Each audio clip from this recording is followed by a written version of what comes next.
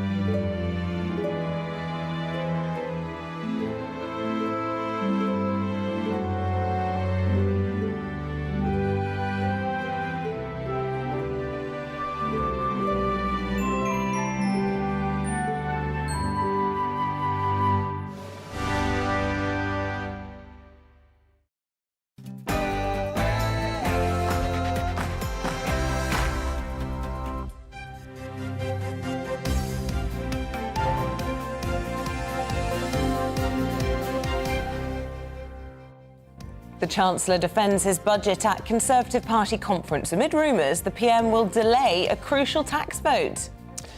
Good morning, it's 6 o'clock, it's Monday the 3rd of October. This is Breakfast on GB News with Isabel and Stephen. Here's what's leading the news this morning.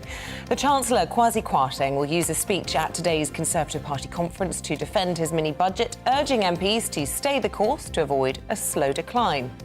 It comes amid reports the PM will delay a vote on cutting the 45p tax rate due to a growing rebellion within her own party.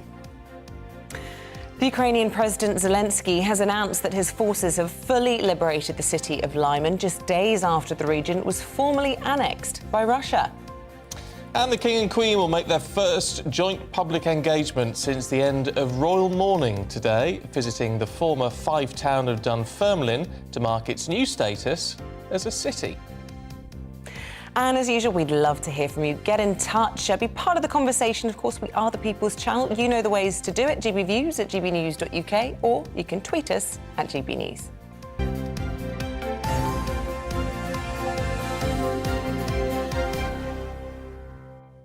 Well, the Chancellor will give a much-anticipated speech at the Conservative Party conference today, addressing the fallout from his controversial mini-budget announcement last week, urging MPs to stay the course. Well, it comes amid speculation that the Prime Minister will delay a vote on cutting the 45p tax rate in the face of increasing rebellion from within her own party.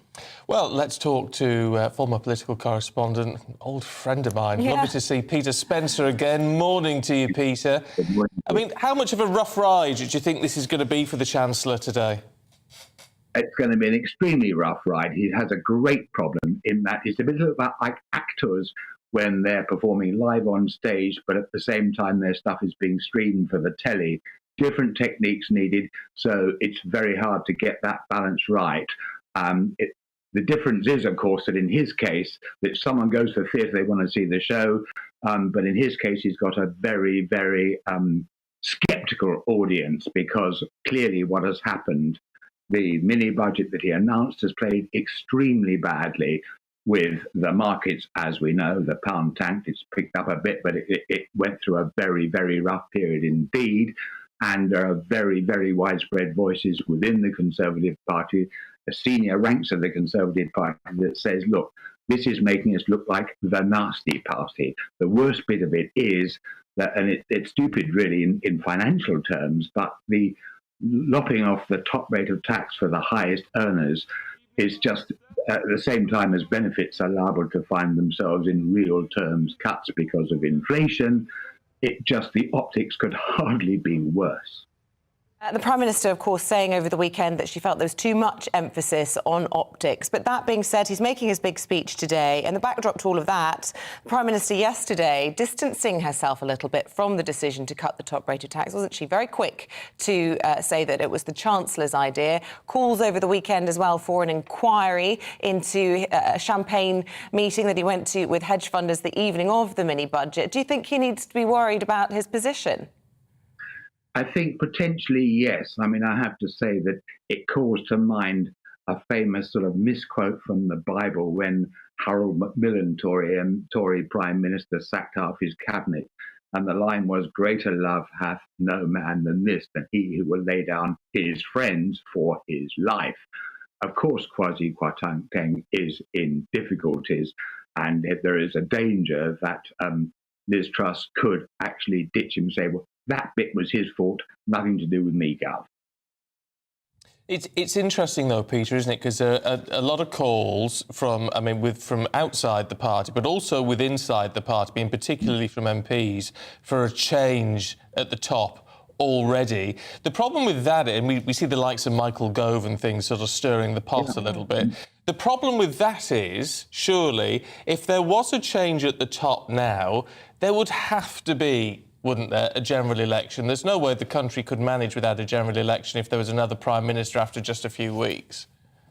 Absolutely right. I mean, we're moving virtually into uncharted territory here. I mean, the rule of thumb is when you get to be the Prime Minister, you're chosen for the top job, you have a honeymoon period.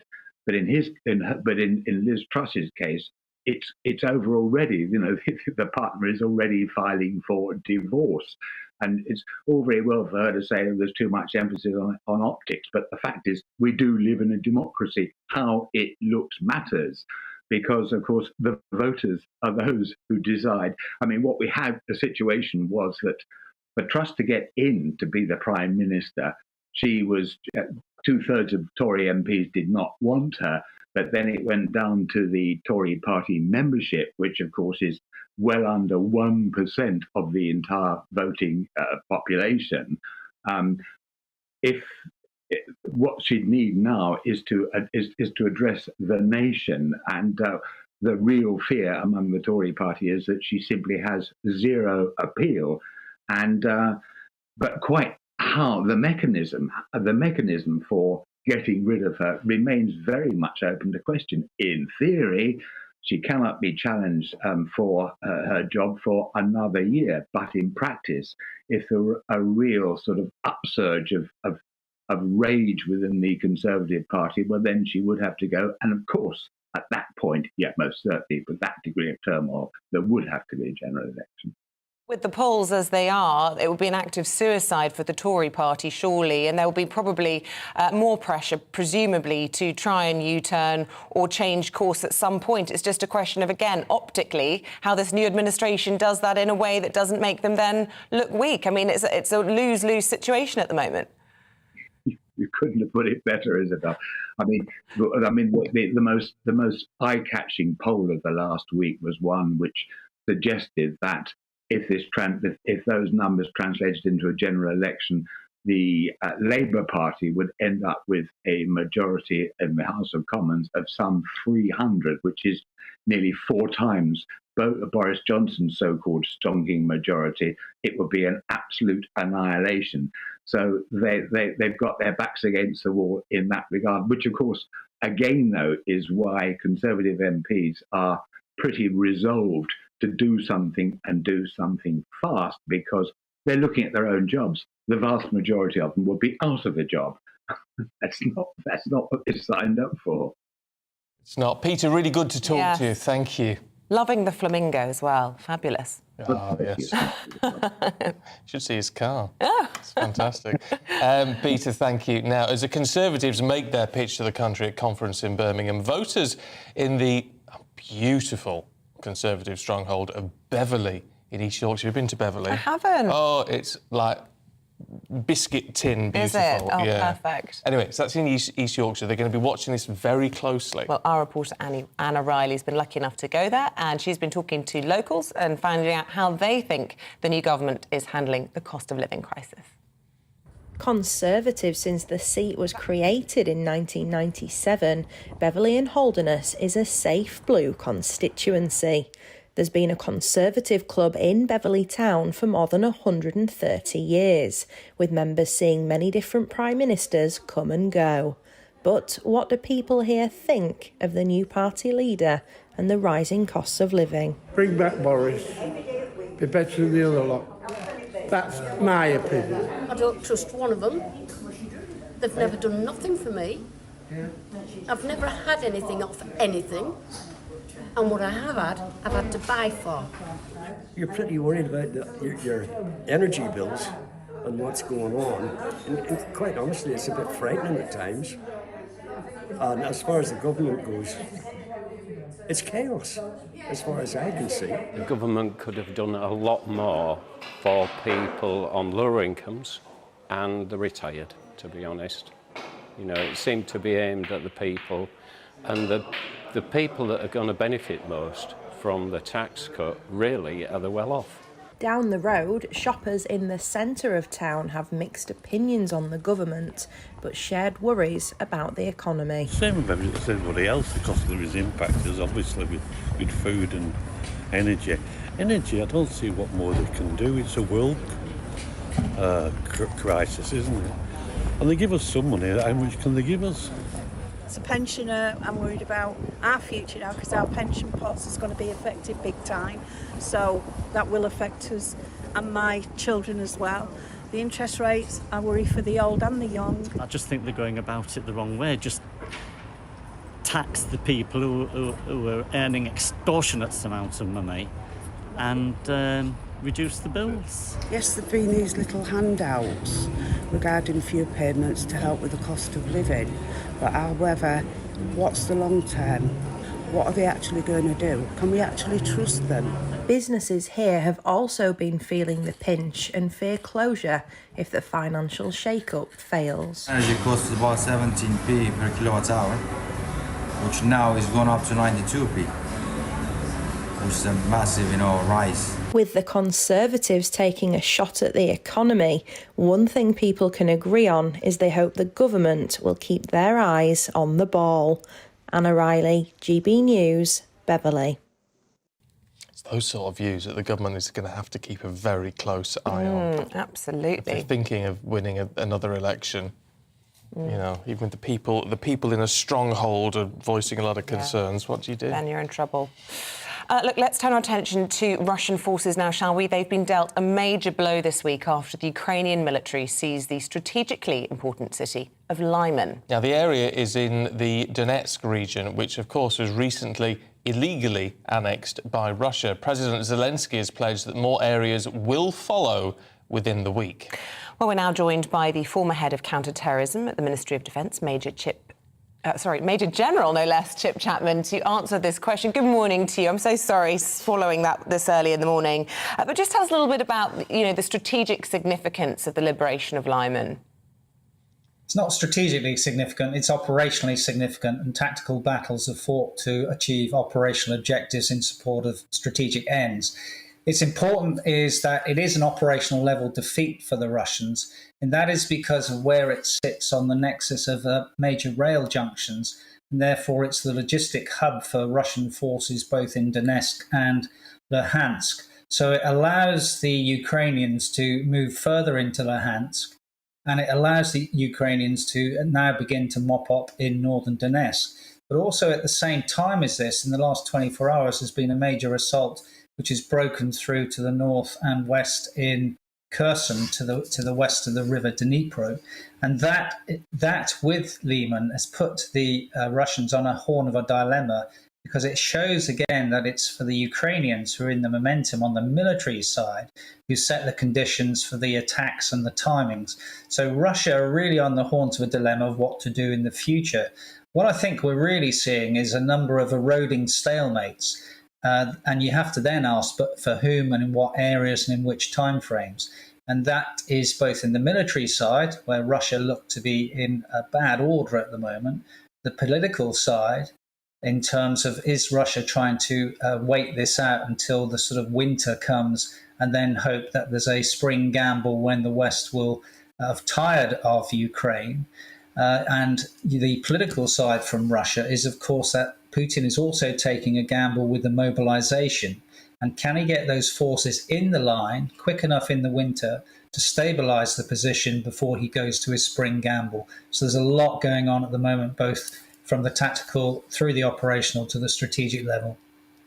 I was talking to a Ukrainian member of parliament over the weekend who was saying now is the time actually for the West to really make sure that Ukraine has got everything it needs, because with that mobilisation, you're saying it's going to be 2 to 3 months before the mobilisation, the Russian mobilisation, can take effect. So now is really the time to push through and recapture all of these areas.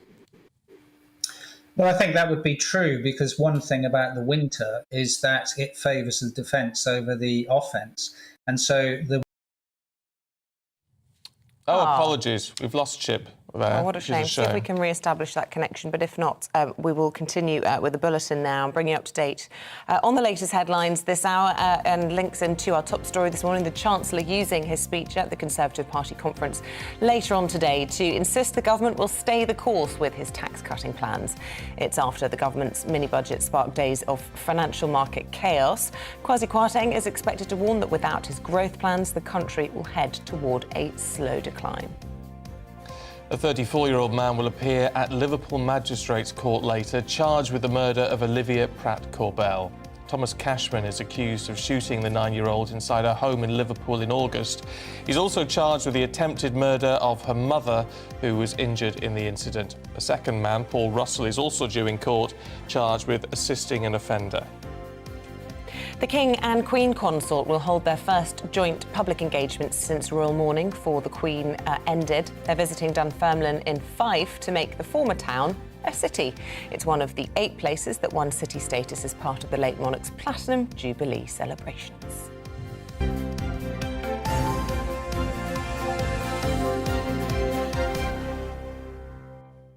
Well, let's just see if we can return to Major General Chip Chapman, as hopefully that line is back up and running. Ah, there you are. Chip, thank you. Sorry about that. You were telling us how, now is the time to move for the Ukrainians, and that the winter presents a real problem if you're on the offensive. That's right. So the winter favours the defence. So if the Russians can get their mobilised forces into the line, it might help them to stabilise the position from their perspective until the spring, which is the gamble of Putin, that he believes that the West will have lost patience with the economic downturns in their own countries. And of course, that's a risk for Putin. And therefore, it will be the West who will be calling for Ukraine to try and negotiate. Now, of course, at the moment, the problem is with the annexation, illegal annexations, there is nothing to negotiate. It's really hindered negotiation. It's destroyed Putin's ability to compromise. And any compromise from Putin when you've already signed those oblasts into Russian law means that there's nowhere for him to go. So he's either going to have total victory and unconditional surrender, or it is the end of Putin. And that is also the risk if he escalates in the future, that if he goes, for example, to nuclear weapons, the consequences of that for him with the reaction of America in the West is probably that Putin is finished anyway, because there will be, I suspect, a major mobilization, certainly conventionally, by the West, and Putin's regime would be finished because the economic and social cultural downturns in Russia, which are another of these eroding stalemates, would be profound for him, with profound consequences.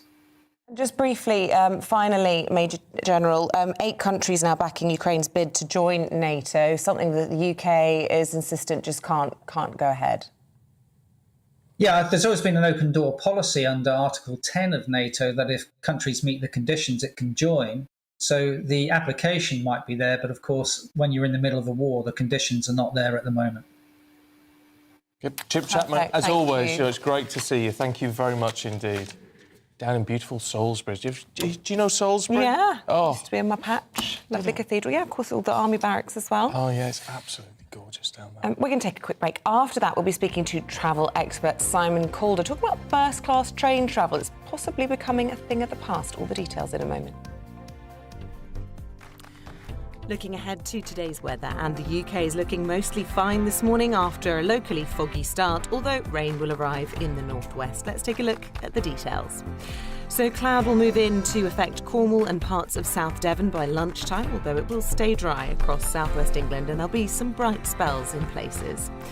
The southeast of England will be dry with gentle winds too, and here bright spells will lift temperatures to around 19 Celsius, 66 Fahrenheit. A fair amount of clouds likely to affect Wales, but most places should remain dry with a slight southerly breeze beginning to develop. There'll also be a fair bit of cloud across the Midlands, so any sunshine will be quite fleeting and it will be quite mild before early October, with temperatures climbing into the high teens. Across the northeast of England, southerly winds will gradually pick up, and although it will stay dry, there will be a lot of cloud around during the middle part of the day. 1 or 2 bright spells are possible across the east and southeast of Scotland, but further west, wet and windy weather will be edging in from off the Atlantic. It'll be windy across Northern Ireland as well, with generally cloudy skies and some outbreaks of rain, most notably across western parts of the province where the rain could be heavy. So during the afternoon and evening, rain and strong winds will affect many northern and northwestern areas. Elsewhere, though, it should stay dry. And that's how your weather is shaping up for the rest of your Monday.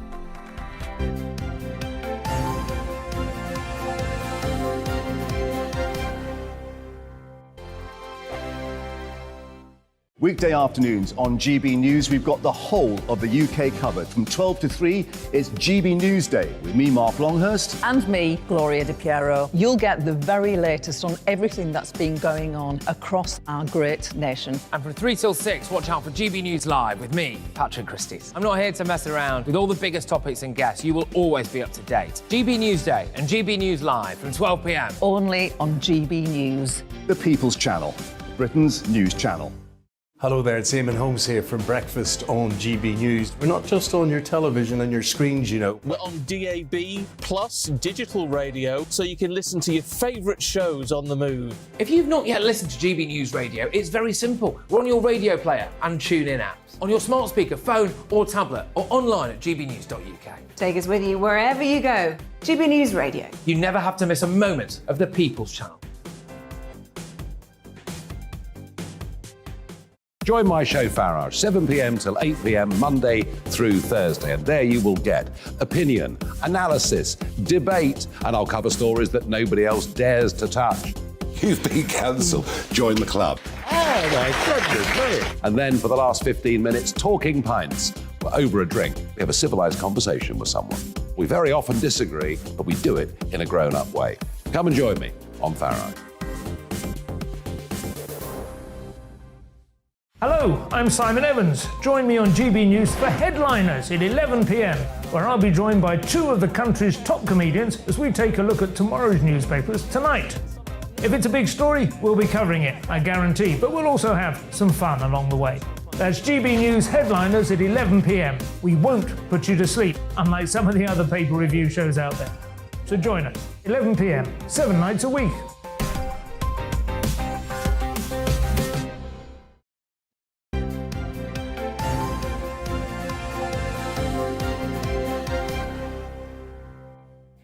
Welcome back. It's 21 minutes past 6. Still to come on the programme this morning. The King and Queen will visit Dunfermline today in their first official engagement since the end of royal mourning. We'll speak to the man who's going to greet them, the Lord Lieutenant of Fife, Robert Balfour. At 7:45, we'll find out about the disturbing dental trends being spread on social media, from teeth straightening with elastic bands to whitening using acid. Yeah, cannot be a good thing. Yeah, it'd be interesting to get the proper advice on all of that. Don't do any of that. No, if you want to get in touch, please do. We'd love to hear from you this morning. gbviews@gbnews.uk, or you can tweet us at gbnews.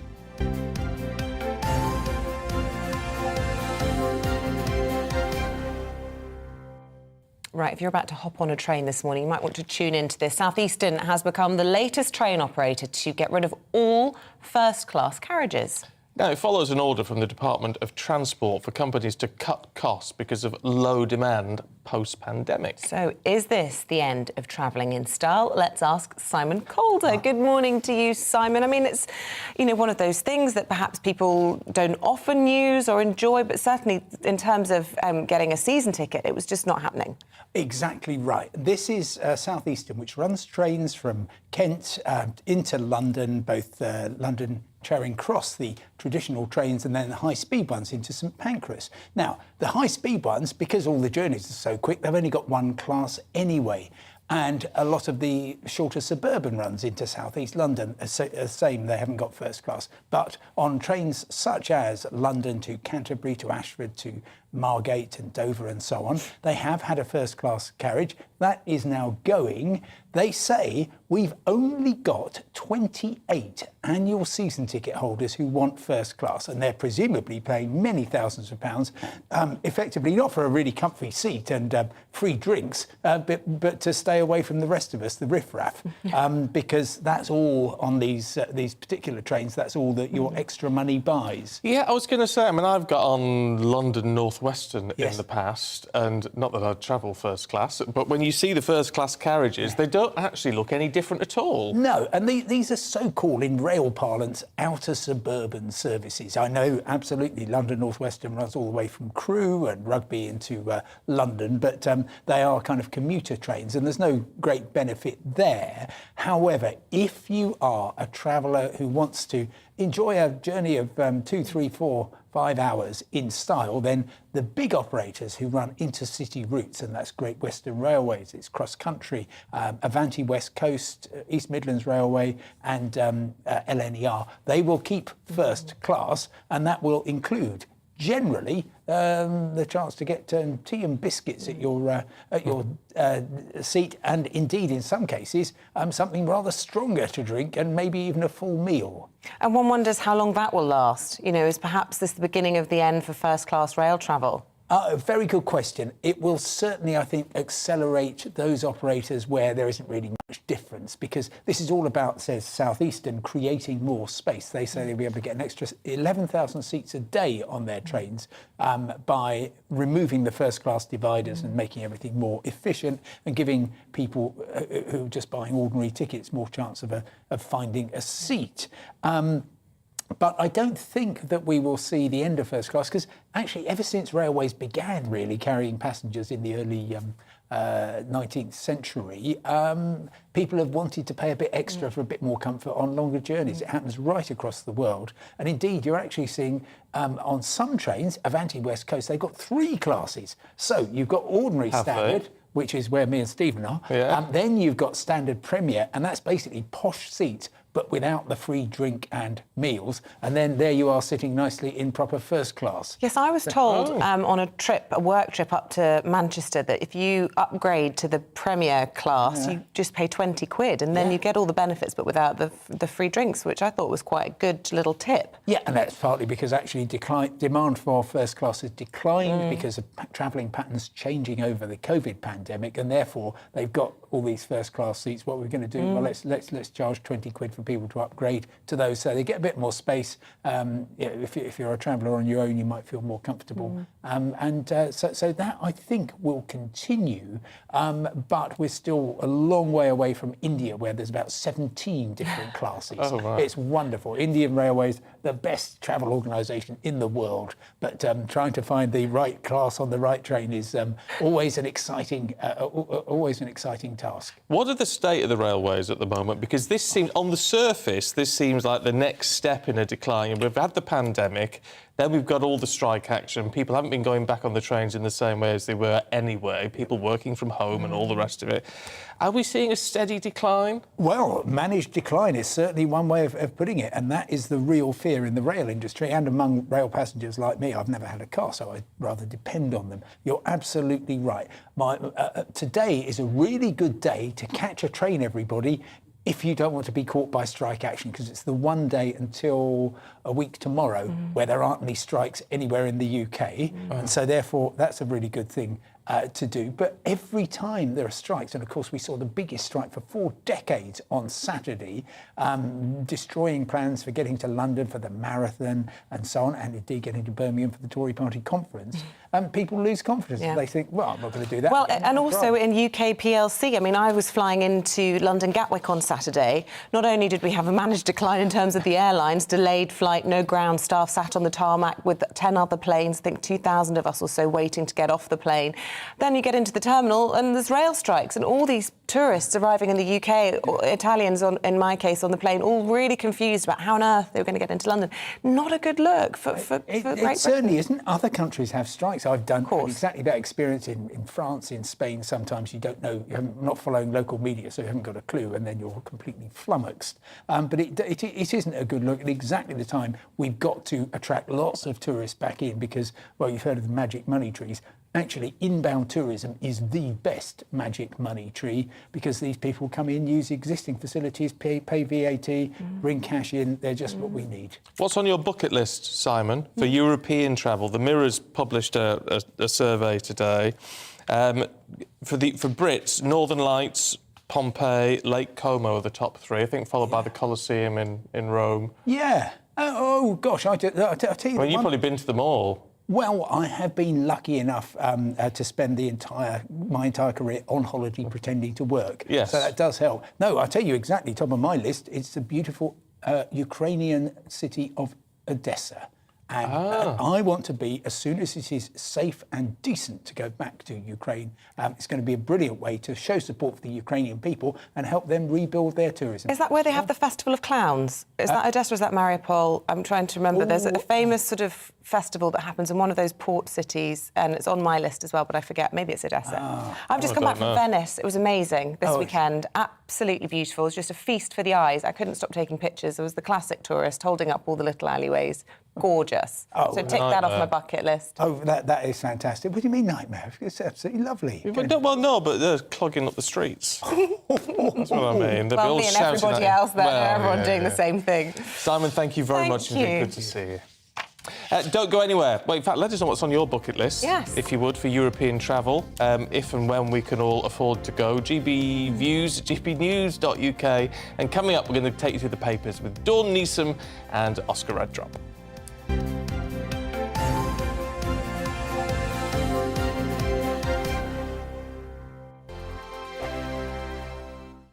Weekday afternoons on GB News, we've got the whole of the UK covered. From 12 to 3, it's GB Newsday with me, Mark Longhurst. And me, Gloria Di Piero. You'll get the very latest on everything that's been going on across our great nation. And from 3 till 6, watch out for GB News Live with me, Patrick Christys. I'm not here to mess around with all the biggest topics and guests. You will always be up to date. GB Newsday and GB News Live from 12 p.m. Only on GB News. The People's Channel, Britain's news channel.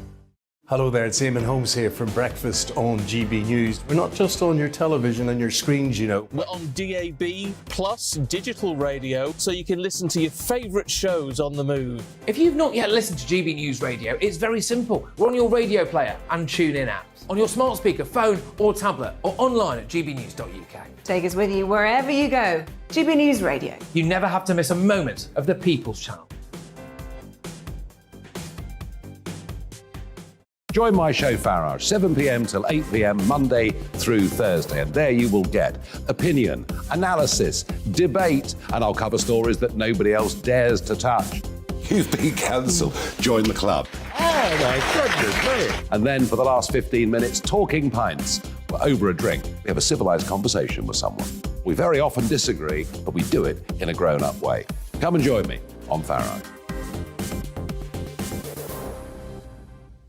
Hello, I'm Simon Evans. Join me on GB News for Headliners at 11 p.m, where I'll be joined by two of the country's top comedians as we take a look at tomorrow's newspapers tonight.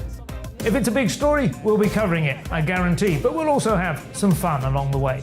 That's GB News Headliners at 11 p.m. We won't put you to sleep, unlike some of the other paper review shows out there. So join us, 11 p.m, 7 nights a week.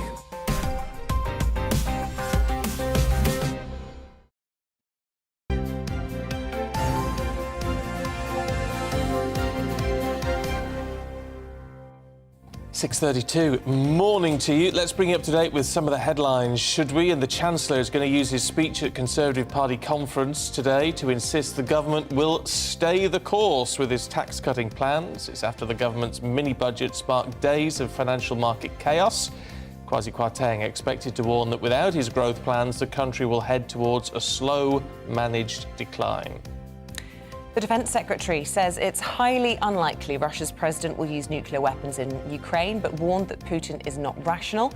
Vladimir Putin's threatening to use all means at his disposal if his country is threatened, seen as a sign he could use tactical nuclear weapons.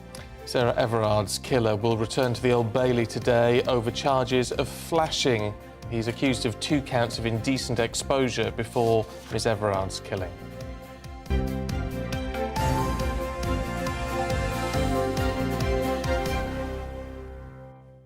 OK. Oh, you want to do some views? Yeah, I was just views because Sue in Cheshire, I think you make a very good point, Sue.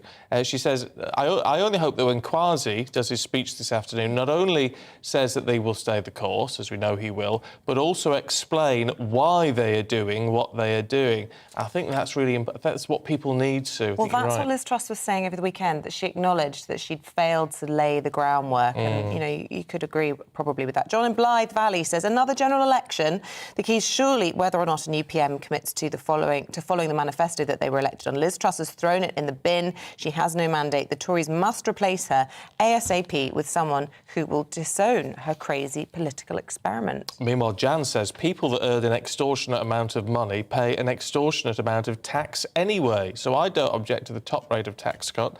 I just think the timing could have been better and should have been in conjunction with raising the lower limit before you start paying any tax. Yeah. There you go. Keep your thoughts coming in. We love to hear from you. And we're now going to bring you our paper review. So we're joined today by the lovely journalist Dawn Neeson and former advisor to... Yeah, very lovely. And former advisor to Boris Johnson, Oscar Redrop. Welcome back to the programme. You were with us for a little while before you got snapped up by Boris earlier in the year. But pleased to have you back. So should we start with you, Oscar? You've chosen the front of the Daily Mail, but I have to say he's on most of the front pages in some form or another, and that is Michael Gove, after he decided to stick the knife into Liz Truss's plans yesterday. Well, yeah, I mean, so Michael Gove is, I think, almost universally viewed, and I think quite rightly, as being one of the brightest, efficient minds in the party. And almost the stage management of her interview that she gave on Sunday, with him kind of just sitting just off camera and commenting on it directly afterwards, was quite remarkable and quite dramatic.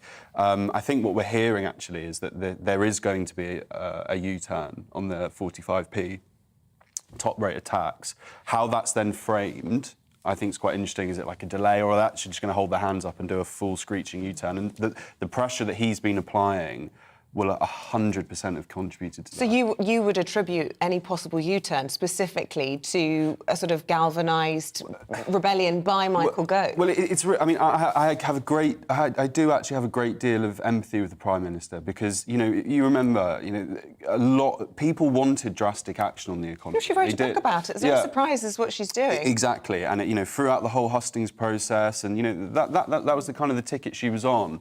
It hasn't quite worked, and I think that, you know, part of that, and there's so many audiences that she's playing to now, which obviously the markets was the first one, the public, of course, when they kind of caught wind of the changes that are being proposed, and then actually the MPs, and you forget that she didn't bring in people into the cabinet who didn't particularly back her during that leadership campaign. And then when you see them outside the tent, Gove, Shapps as well was out and about, kind of, it causes you really, really damaging problems. Yeah, but Michael Gove's now developing a reputation as a professional backstabber, isn't he? Well, I mean, there were arguments about whether that happened, of course, during Boris's reign. I mean, I would be a little bit more generous than that. I think you see all the time kind of anonymous briefing in politics.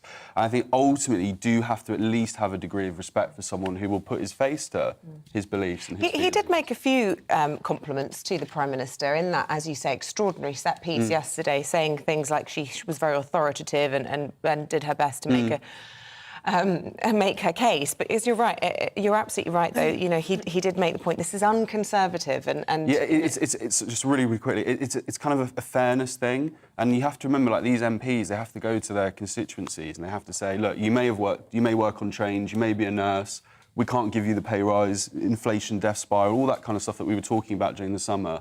However, bankers, bonuses, and we're scrapping, you know, it just doesn't work on the doorstep. Go on, Dawn. What do you think? I want to ask Oscar, as a former advisor to Boris, what Boris is making all of this.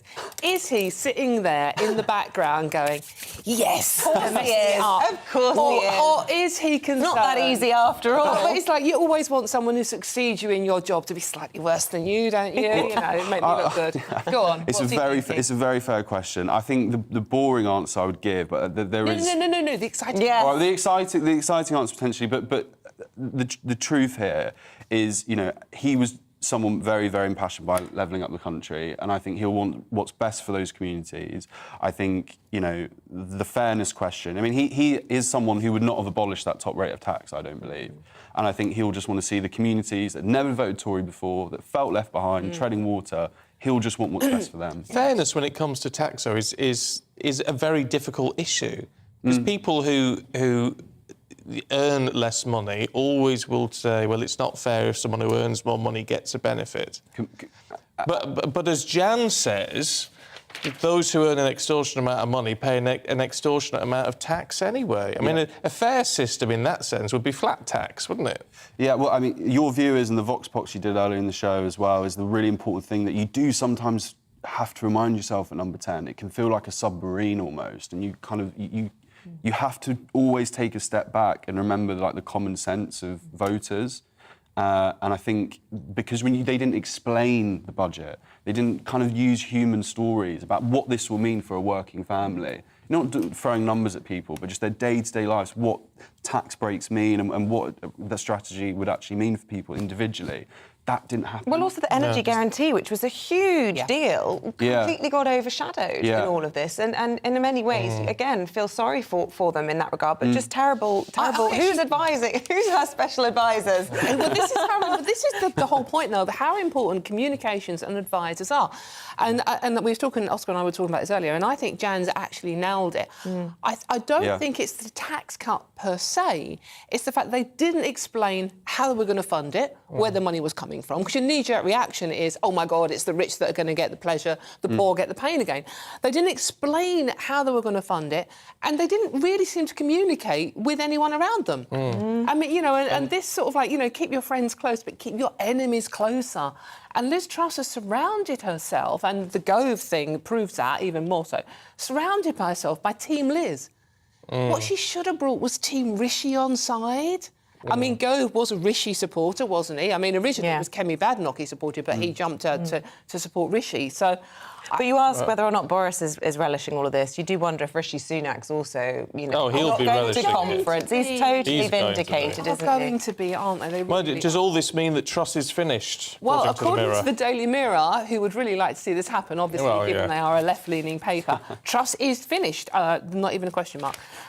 Basically, this is obviously the Tory party conference has kicked off in Birmingham today, and this is a senior Tory backbencher which could actually be Michael Gove at the moment. Well, yeah. That's what I mean about the anonymous briefing. Exactly, who's remaining anonymous. I suspect that Michael Gove doesn't mind putting his name to his I know, but it's another senior anonymous story about Bencher, who's saying that, you know, she doesn't sort this mess out, she is out by Christmas, which would give us the 5th Tory leader in 6 years.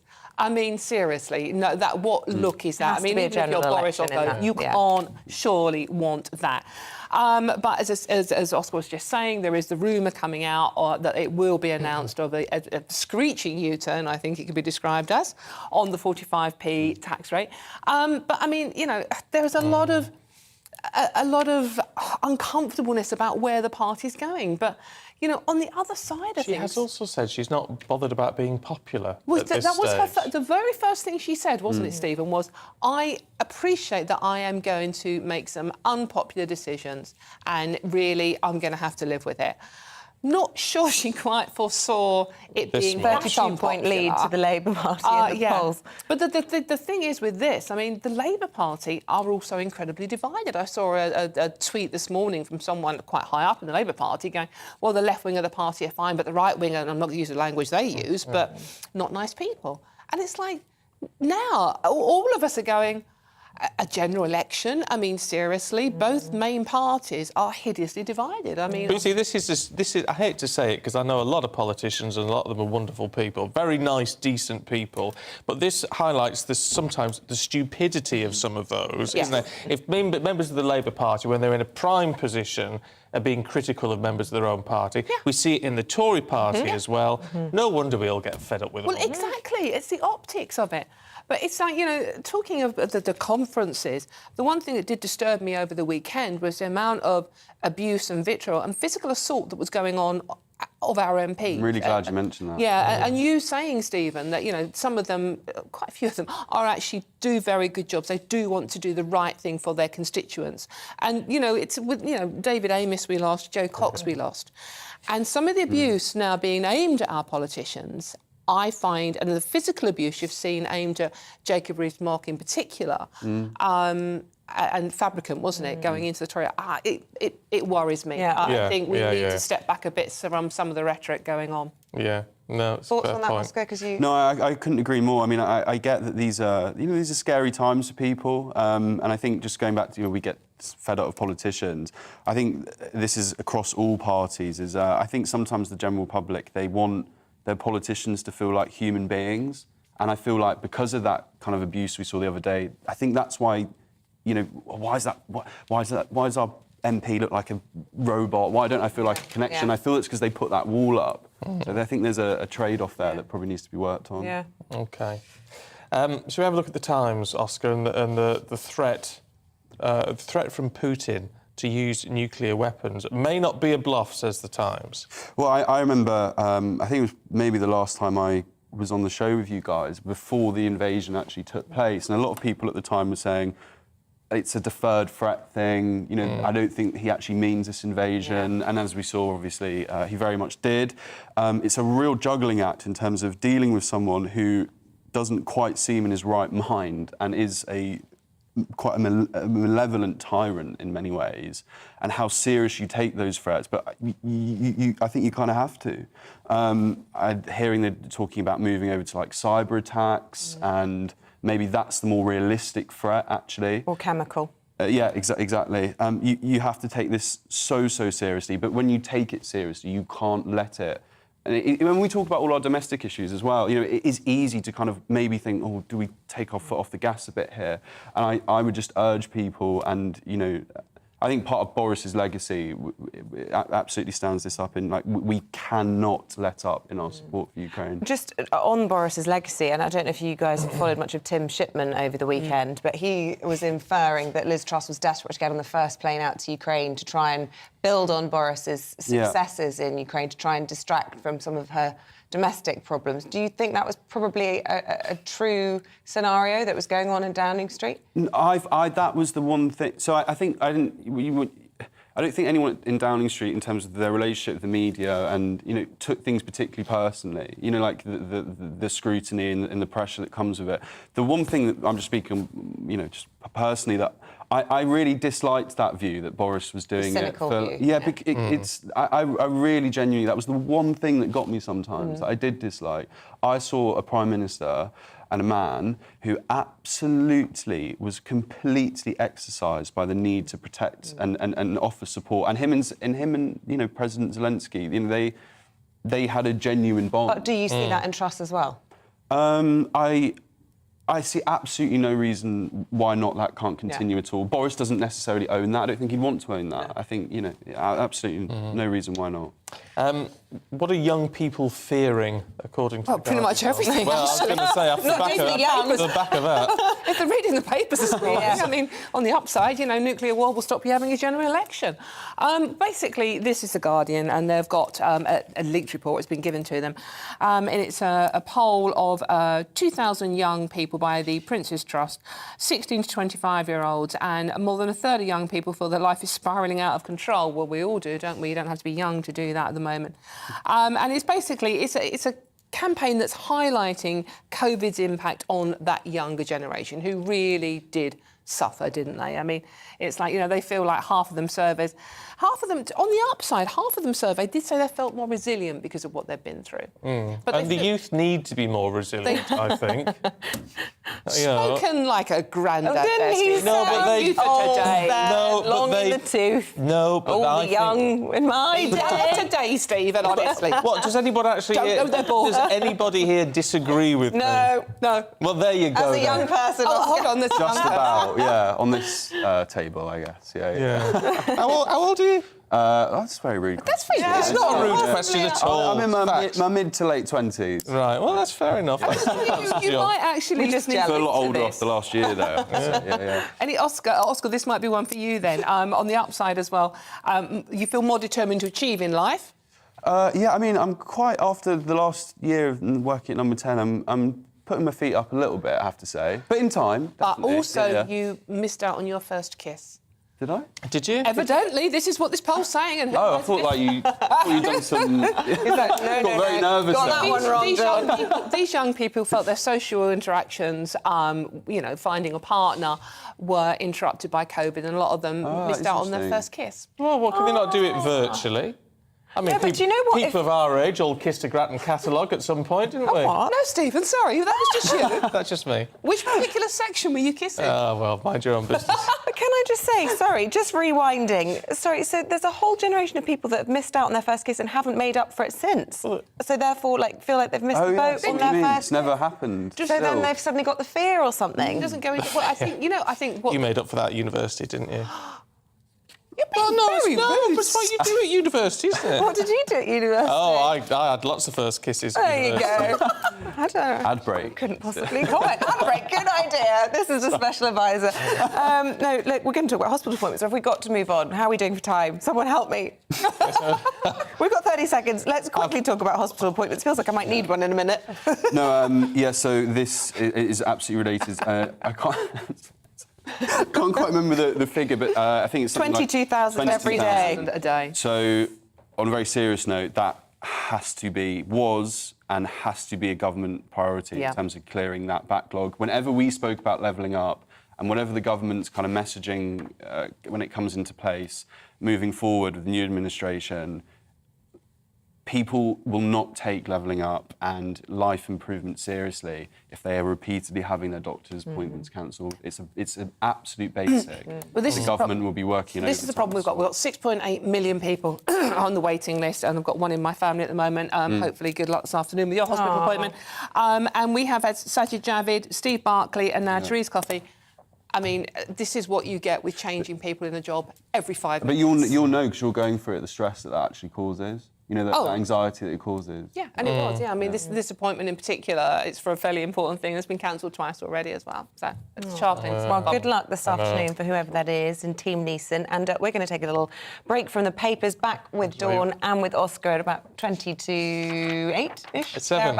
No, yes, 8. Yes. What day is it? It's 10 to 7, though. You were right about that. Yeah. And we're going to bring you up to date on the latest headlines now. And the Chancellor will use his speech at Conservative Party conference to insist the government will stay the course with its tax-cutting plans. It's after the government's mini-budget sparked days of financial market chaos. Kwasi Kwarteng is expected to warn that without his growth plans, the country would head towards a slow, managed decline. A 34-year-old man will appear at Liverpool Magistrates Court later, charged with the murder of Olivia Pratt-Corbell. Thomas Cashman is accused of fatally shooting the 9-year-old inside her home in Liverpool in August. He's also charged with the attempted murder of her mother, who was injured in the incident. The second man, Paul Russell, is also due in court charged with assisting an offender. Brazil's presidential election is heading for a runoff vote. President Jair Bolsonaro will face the former president, Luiz Inácio Lula da Silva. Neither candidate got a majority of the support in last night's vote, defying pollsters' expectations of a Lula victory.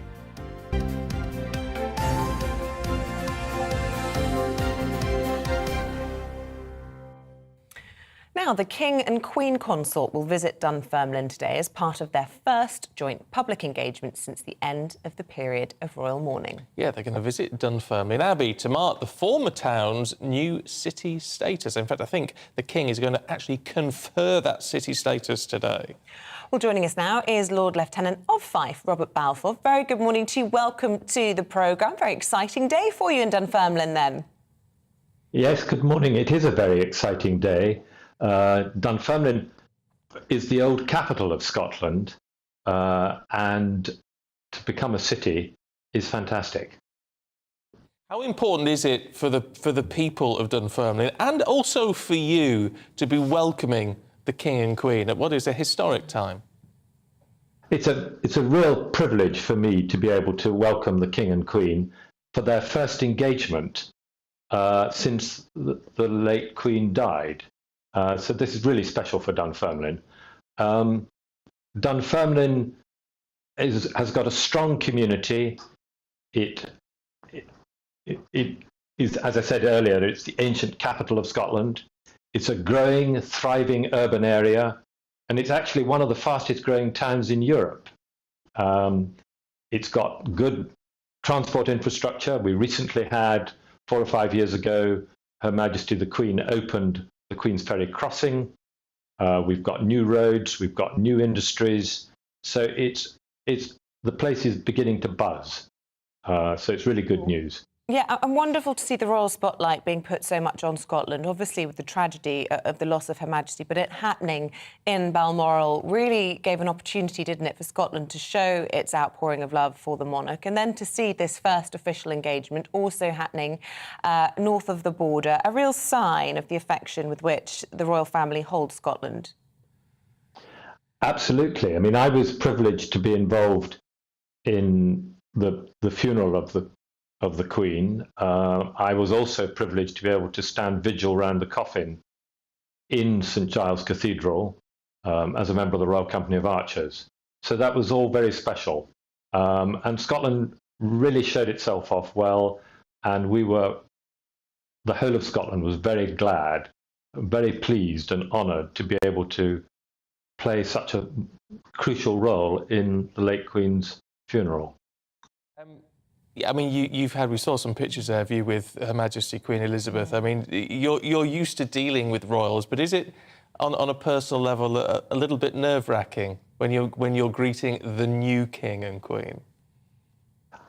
Absolutely. It's always nerve-wracking to greet members of the royal family. You have to be on your best behaviour and get your manners absolutely right. But as Lord Lieutenant, local people look to me to say, how do we do it? So I have to help other people with, what they say and how they say it and what the protocols are.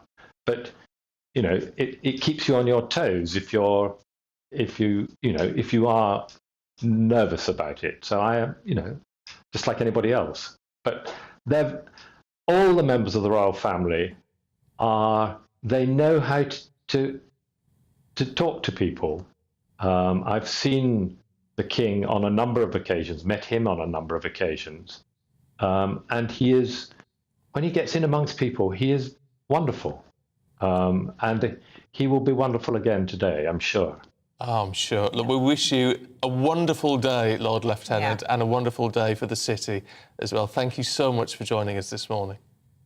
Not at all. Thank you. Oh, I'm sure he's absolutely perfect with his manners. Oh, I'm sure. Gets his protocol I'm sure. spot on. You don't become Lord Lieutenant if you can't do that. And he's absolutely right. The King gets a twinkle in his eye, doesn't he, when he starts to meet with the crowds. It's wonderful to see. Wish I was up there footage today. of that later on in the day. Right, stay with us. After the break, we're going to have more from the Conservative Party conference, aren't we? We are, because the Chancellor is preparing to make his address this afternoon. First, though, here's your forecast.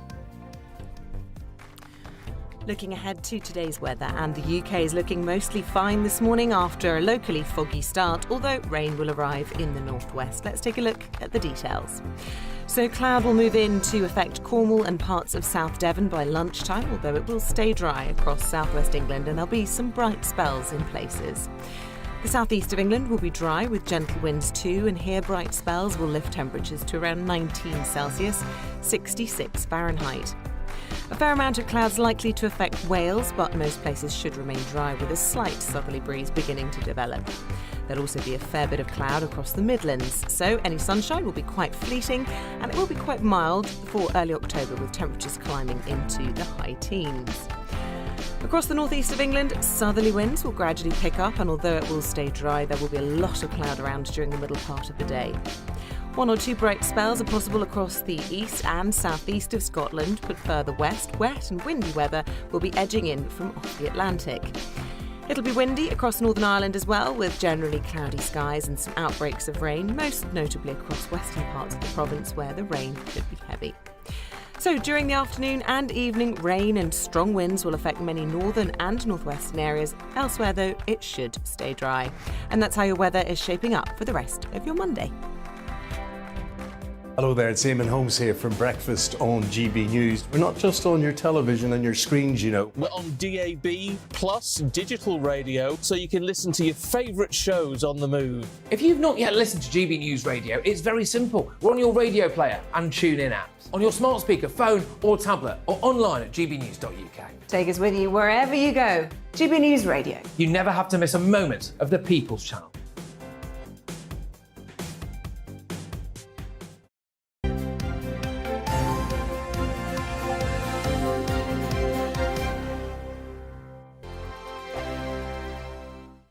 Weekday afternoons on GB News, we've got the whole of the UK covered. From 12 to 3, it's GB News Day with me, Mark Longhurst. And me, Gloria Di Piero. You'll get the very latest on everything that's been going on across our great nation. And from 3 till 6, watch out for GB News Live with me, Patrick Christys. I'm not here to mess around with all the biggest topics and guests. You will always be up to date. GB News Day and GB News Live from 12 p.m. Only on GB News. The People's Channel, Britain's news channel. Hello there, it's Eamonn Holmes here from Breakfast on GB News. We're not just on your television and your screens, you know. We're on DAB plus digital radio, so you can listen to your favourite shows on the move. If you've not yet listened to GB News Radio, it's very simple. We're on your radio player and TuneIn apps, on your smart speaker, phone or tablet, or online at gbnews.uk. Take us with you wherever you go. GB News Radio. You never have to miss a moment of the People's Channel. Join my show Farage, 7 p.m. till 8 p.m. Monday through Thursday. And there you will get opinion, analysis, debate, and I'll cover stories that nobody else dares to touch. You've been cancelled. Join the club. Oh, my goodness me. And then for the last 15 minutes, talking pints. We're over a drink. We have a civilised conversation with someone. We very often disagree, but we do it in a grown-up way. Come and join me on Farage. Hello, I'm Simon Evans. Join me on GB News for Headliners at 11 p.m, where I'll be joined by two of the country's top comedians as we take a look at tomorrow's newspapers tonight. If it's a big story, we'll be covering it, I guarantee, but we'll also have some fun along the way. That's GB News Headliners at 11 p.m. We won't put you to sleep, unlike some of the other paper review shows out there.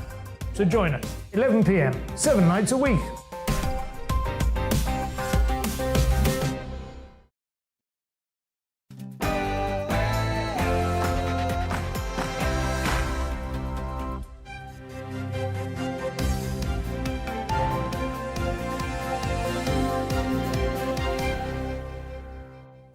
Chancellor defends his budget at Conservative Party conference today amid rumours the PM will delay a crucial tax vote. Good morning. It is 7 o'clock. It's Monday, the 3rd of October. This is Breakfast on GB News with Eamonn, with Isabel, Webster, and Stephen Dixon. It doesn't even say Eamonn in there, it just says my name, but I'm just so used to reading it like that. We've got the lovely Stephen with us this morning. You all right? What a cheek. What a cheek. Aww. But anyway, just shut up. Sick. Here's what's leading the news for you this morning. The Chancellor, Kwasi Kwarteng, will use a speech at today's Conservative Party conference to defend his mini-budget, urging MPs to stay the course to avoid a slow decline. It comes amid reports that the Prime Minister will delay a vote on cutting the 45 pence of tax rate due to growing rebellion from within her own party. The Ukrainian President Zelensky has announced that his forces have fully liberated the city of Eamonn just days after the region was formally annexed by Russia. And the King and Queen Consort will make their first joint public engagement since the end of royal mourning today, visiting the former fife town of Dunfermline to mark its new status as a city. If you want to get in touch with me and Anne, you know how to do it. gbviews at gbnews.uk. Or you can tweet us at GB News. I don't take offence.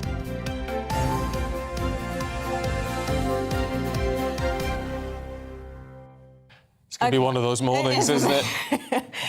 The Chancellor is to give a much-anticipated speech at the Conservative Party conference today, addressing the fallout from his controversial mini-budget announcement last week, urging MPs to stay the course. Now, it comes amid speculation the Prime Minister will delay a vote on cutting the 45p tax rate in the face of increasing rebellion from within her own party. Two former ministers, Michael Gove and Grant Shapps, have both attacked the Chancellor's budget tax cuts. Well, the deputy editor of Spiked, Fraser Myers, joins us in the studio for some analysis of all of this morning. Very good morning to you, Fraser. Lovely to see you. Do you think this is going to end in an almighty screeching U-turn? I think so. I think the U-turn's probably now inevitable. I think it's a sign of this new Truss government's political naivety that they didn't realise that the 45p tax cut was going to cause an almighty row. I mean, we learnt yesterday that it was essentially a decision taken without even the consultation of the cabinet.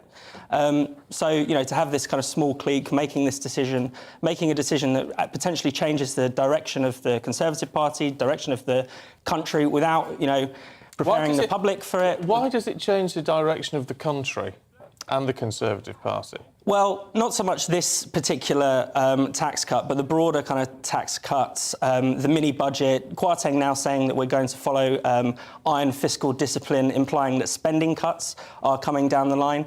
Now, that's not what people voted for when they voted Tory, many of them for the first time in 2019. They expected an end to austerity. They expected the government to kind of have more state spending, if anything. You know, that was what was popular with the public. And now we have a slightly different vision, which I think is essentially pleasing to no one, and you've seen that from the public opinion reaction. Bear in mind, the day after the mini-budget, the Daily Mail's headline, I remember, was, "At last, a true Tory budget." Well, I think the Conservative Party did well in 2019 by changing from that image of the sort of typical Tory. It was that they seemed to be responding to public opinion by taking a more kind of populist direction. Whereas I think the appeal of this more sort of libertarian Truss-type government is a lot more limited. I mean, Liz Truss has liked to liken herself to Margaret Thatcher. Of course, the lady was not for turning. Will this be the undoing of Liz Truss's premiership? Of course, we saw last week, didn't we, some letters of no confidence going in. We've heard Michael Gove and other cabinet ministers beginning to stick the knife in over the weekend. Can she turn things around enough to turn them around in the polls as well? Well, you know, she has got a lot against her, and, you know, I do feel for her to some extent. Some of the reaction has been, you know, beyond hysterical, particularly from the kind of anti-Tory sections of the media. But at the same time, you know, she's making a virtue out of making unpopular decisions. She's saying just because, you know, she seems to think that just because something is unpopular, that it's the right thing to do. That's not necessarily the case. Sometimes, you know, unpopular things are just bad ideas.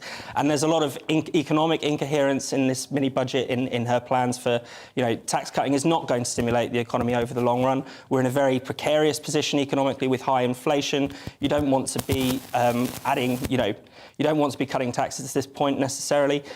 So there's a lot of bad ideas in this plan. And she seems to essentially take the public rejection as almost virtuous, as a sign that she needs to plough on. Well, maybe she needs to adjust. But Nada has got in touch, morning to you, Nada, who says you cannot say the PM's actions have not worked.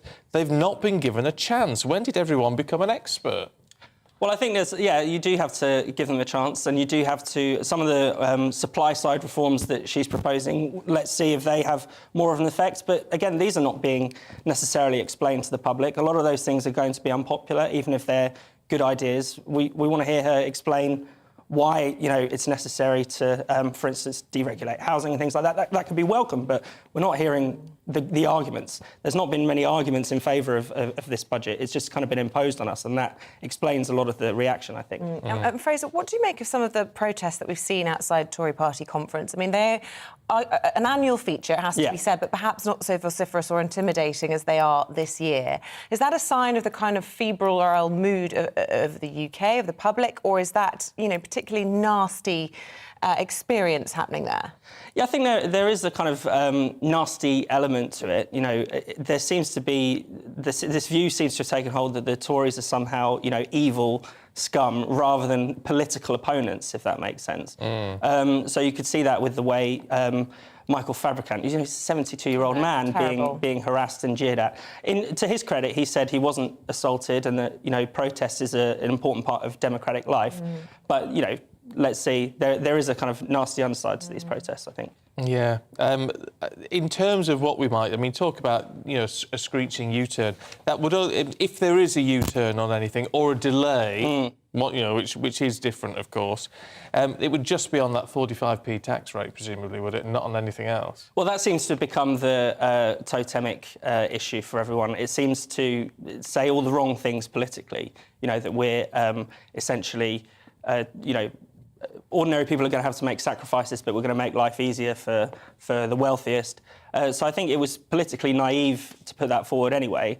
I don't think that, but it's by no means the most significant aspect of this budget anyway. So it's kind of interesting how that has become, what has inflamed so much tension. Yeah. Look, good to talk to you, Fraser. Thank you very much indeed. It is back to that optics issue, isn't it, with all of that? Because there are a lot of good things. And you look at the energy price cap issue, which is going to save the average household at least £1,000 a year.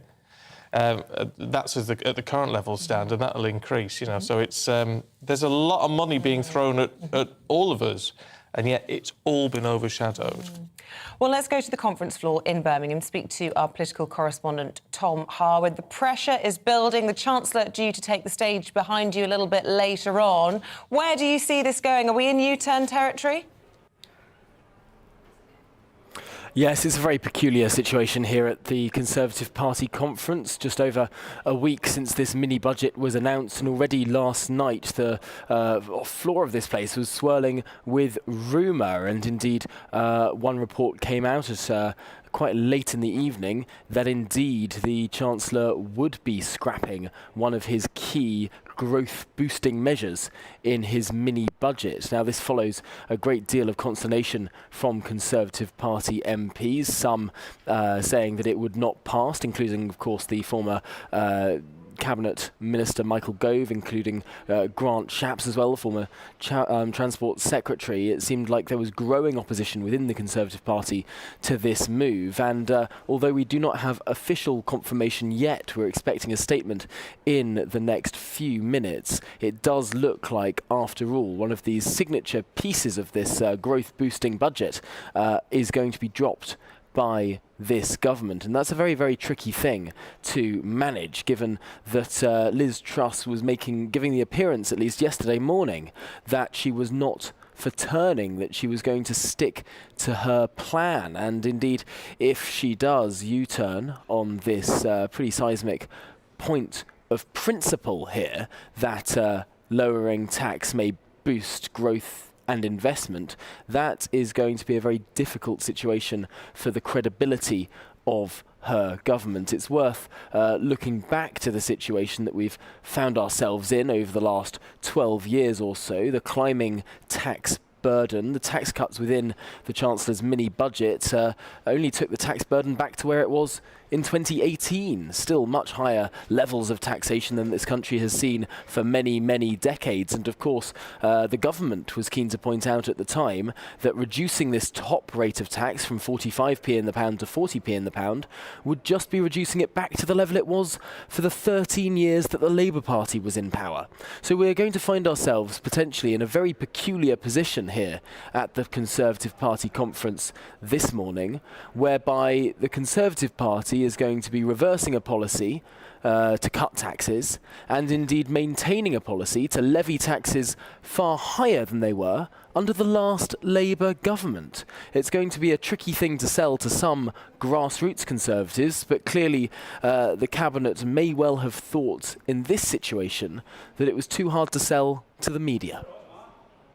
Interesting times. OK, Tom, thank you very much for that assessment. It's difficult, isn't it? That's why you'd never want to be a politician. You're so right. Oh. Now, to Russian forces. They've been dealt a major blow this week after the Ukrainian military seized the strategically important city of Eamonn. Well, the city was liberated just hours after it was annexed by Vladimir Putin in a referendum widely condemned as a sham. President Zelensky has pledged that more areas will be liberated within the week. Well, let's talk to retired senior British Army officer and former Director General of the UK Defence Supply Chain, Major General Tim Cross. Tim, good to see you this morning. I mean, what do you make of this latest push forward from Ukraine? Well, like all these things, there's two areas, really. One is the military significance, and then there's the wider political significance and the impact that it will have in a broader sense. I mean, militarily, it's important. I mean, the danger is every time they capture a town or a village or a city, we all say, oh, this is a strategically important place. And in military operations, you know, it's all too easy to think that something is particularly crucial. I don't think this is a game changer. From a military point of view, the city is an important place. It's a logistic. It was a logistic hub, sort of hub and spoke for the Russian military, and they have been doing very badly logistically. So to cut off their logistic supply chain to some degree or other is militarily very important. Broader than that, of course, the key issue is, as you say, Russia has just declared this territory, Donetsk and the rest of the other provinces, as Russian territory. So from his point of view, and we really have to see all of these through his eyes as much as anything else, he is now losing Russian territory. And I am a bit concerned that we, generally speaking in the West, our attitude seems to be that he's bluffing, there's going to be no issue here, we just keep on pressing, taking more territory and so on. And from a military point of view, that's perfectly understandable. But a broader political perspective, I think we need to be a little bit cautious.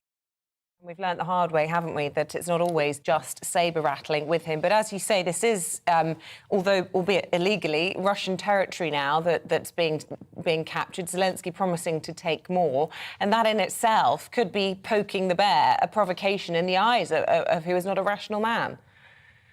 Yeah, that's absolutely right. We must be clear. This is, he is not a Saddam Hussein or a Milosevic, the sort of puds that I was involved in dealing with over the years I was in the military. This guy has got the capability of causing serious strategic damage, not just through nuclear weapons. I mean, everybody's been talking about nuclear weapons, understandably, but he's also got chemical weapons and biological weapons. He's used both of those. He's used biological weapons against us in Salisbury, but more importantly, in one sense, he's used chemical weapons in places like Syria. So weapons of mass destruction are a fairly broad, instrument in inverted commas, and therefore he could use any of those, and he could certainly use tactical nuclear weapons. They are part of Russian doctrine, and certainly in defense of Russian territory, he could argue that we need to use tactical nuclear weapons. Now, they range from about 2 or 3 kiloton to about 10 kiloton. Hiroshima was 15 kilotons, so we're not talking about small issues here. But nonetheless, from a battlefield point of view, he could use them to try and stop the Ukrainian advance. He could send some messages by using them against Snake Island, for example, which has been much in the press recently, uninhabited, and therefore just use it as a demonstration. I'm not convinced that he would do that personally. And I think the chances of using nuclear weapons is probably only around 10%, but 10% is quite a high figure in the context of what we're talking about here. So my inclination is he probably, might well use chemical rather than tactical nuclear weapons, and certainly that would be, pretty dramatic as well. It certainly would. Major General, good to talk to you.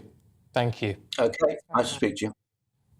Keep you up to date with all of that. I mean, it's new developments every day. Yeah, and, chemical weapons, equally horrifying. There was a time, of course, when that was a red line, wasn't it? It's always very controversial. Look, with the time at 7:15, let's bring you up to date on the latest headlines this hour.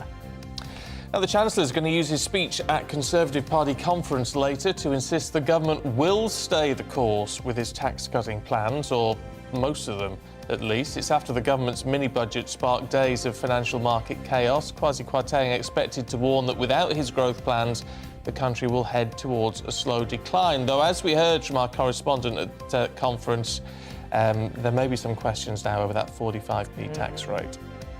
A 34-year-old man will appear at Liverpool Magistrates Court later, charged with the murder of Olivia Pratt-Corbell. Thomas Cashman's accused of fatally shooting the 9-year-old inside her home in Liverpool in August. He's also charged with the attempted murder of her mother, who was injured in the incident. The second man, Paul Russell, is also due in court, charged with assisting an offender. The King and Queen will hold their first joint public engagements since the royal mourning period for Queen Elizabeth ended. They're visiting Dunfermline in Fife to confer city status upon the former town.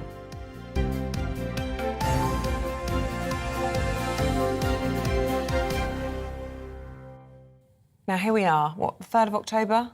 Ready to talk about Christmas, everybody? It's the 3rd, isn't it? Yeah, it's less than... I love how you work it out on your fingers there. Well, how many fingers does it need? 90 days to go until Christmas Day, believe it or not. Millions of households across the country, though, will try to enjoy the festive season without overspending, especially this year. You've got to be careful.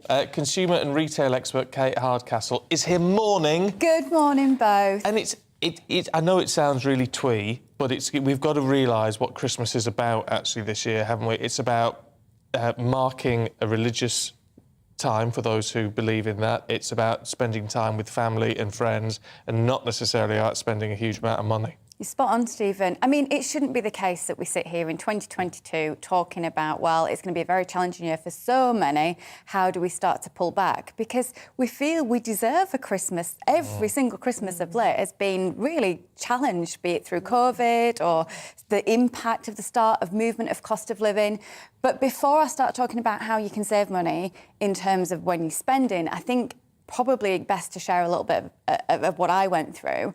When I had twins, I was really aware of the impact on my family and friends. We all buy for each other. The amount of children was getting bigger and bigger. And I just saw a lot of my friends under financial pressure. So we all sat down like grown-ups and we had the conversation. Now, I know this is going to sound a bit controversial for some, but we talked about basically doing a type of secret Santa. So we would all put their children's names into the hat. We'd pull one out and we'd make sure that child got the toy they wanted from all of us.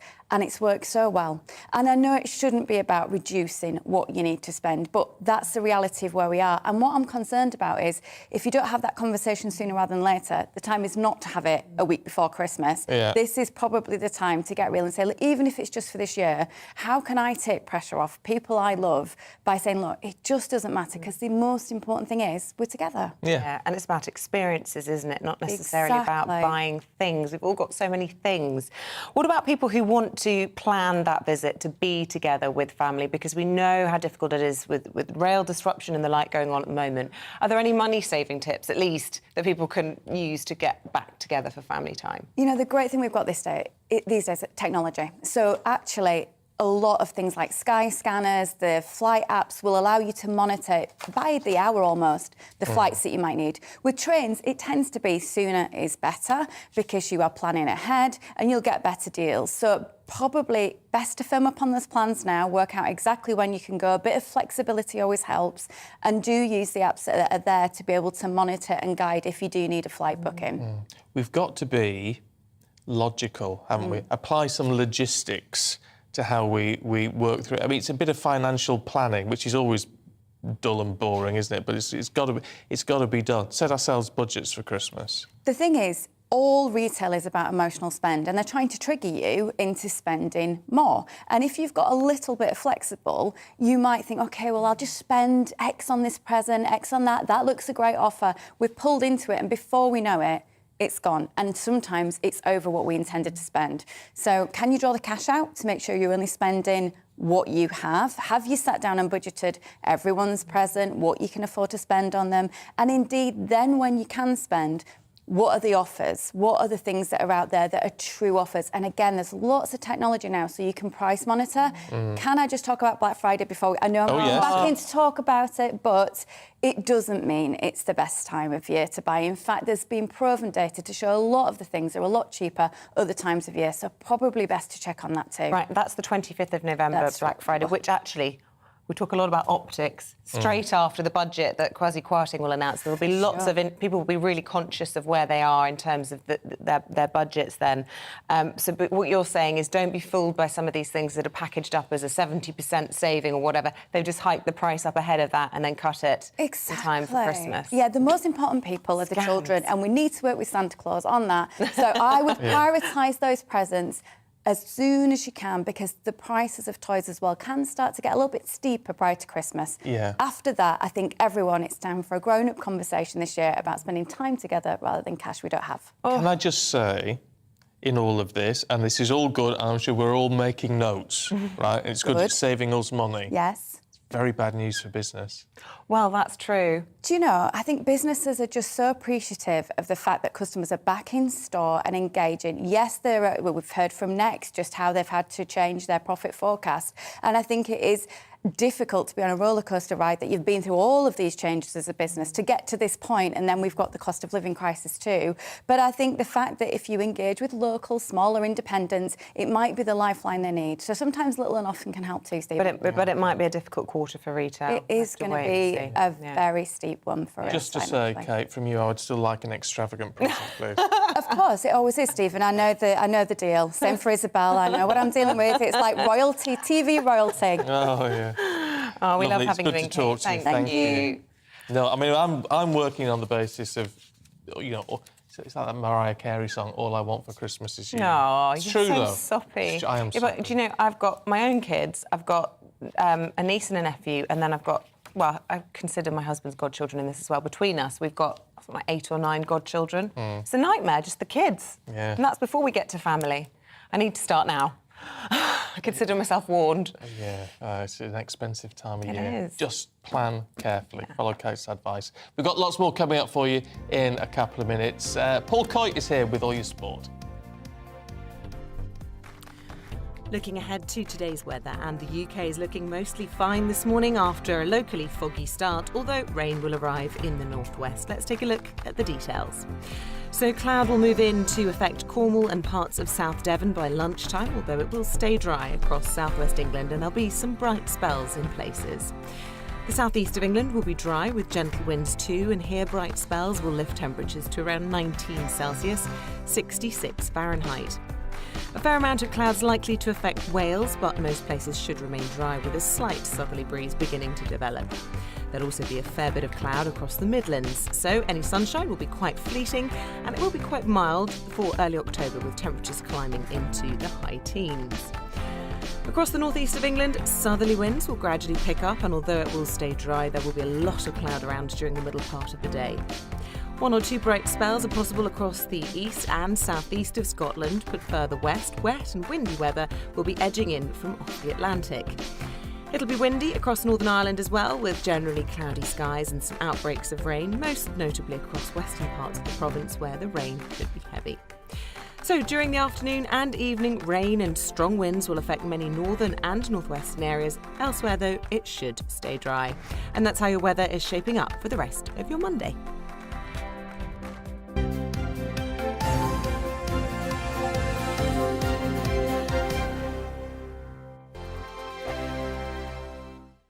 Weekday afternoons on GB News, we've got the whole of the UK covered. From 12 to 3, it's GB News Day with me, Mark Longhurst. And me, Gloria Di Piero. You'll get the very latest on everything that's been going on across our great nation. And from 3 till 6, watch out for GB News Live with me, Patrick Christys. I'm not here to mess around with all the biggest topics and guests. You will always be up to date. GB News Day and GB News Live from 12 p.m. Only on GB News. The People's Channel, Britain's news channel. Hello there, it's Eamonn Holmes here from Breakfast on GB News. We're not just on your television and your screens, you know. We're on DAB plus digital radio, so you can listen to your favourite shows on the move. If you've not yet listened to GB News Radio, it's very simple. We're on your radio player and tune-in apps, on your smart speaker, phone or tablet, or online at gbnews.uk. Take us with you wherever you go. GB News Radio. You never have to miss a moment of the People's Channel. Join my show Farage, 7 p.m. till 8 p.m. Monday through Thursday. And there you will get opinion, analysis, debate, and I'll cover stories that nobody else dares to touch. You've been cancelled. Join the club. Oh, my goodness me. And then for the last 15 minutes, talking pints. We're over a drink. We have a civilised conversation with someone. We very often disagree, but we do it in a grown-up way. Come and join me on Farage. Hello, I'm Simon Evans. Join me on GB News for Headliners at 11 p.m, where I'll be joined by two of the country's top comedians as we take a look at tomorrow's newspapers tonight. If it's a big story, we'll be covering it, I guarantee, but we'll also have some fun along the way. That's GB News Headliners at 11 p.m. We won't put you to sleep, unlike some of the other paper review shows out there. So join us, 11 p.m, 7 nights a week.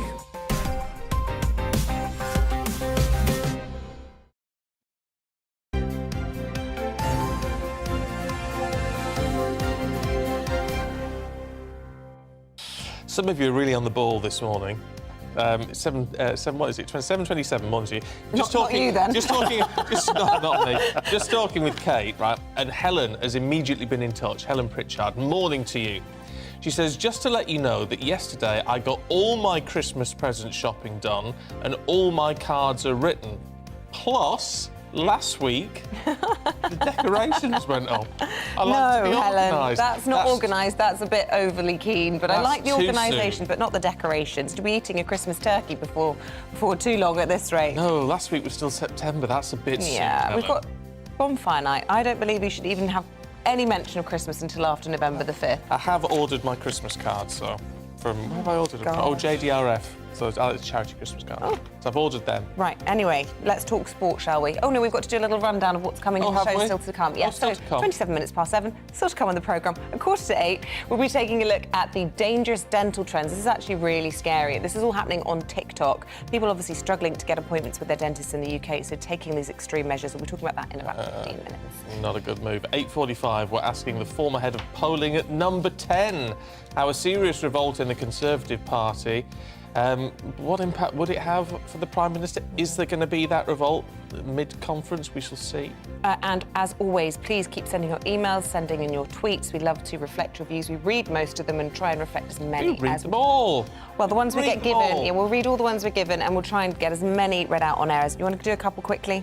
Oh, go on then. Dee says, my friend who's a nurse cuts her hours from January every year as she'd go into the higher rate otherwise. Not always a bad thing. Maybe just increase the level people start paying. Eamonn in Portsmouth says, I'm at the point where I feel none of the political parties are fit for purpose. We need a new party with honest politicians to sort the country's problems out. I think a lot of people probably feel that way. Okay. Anyway, keep your thoughts coming through.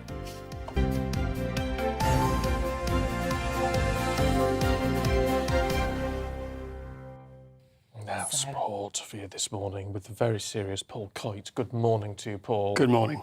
Very serious matters. Let's talk. Well, there is. Arsenal beat Spurs on Saturday. Oh, so shocking. it's going to take me a little while to get over.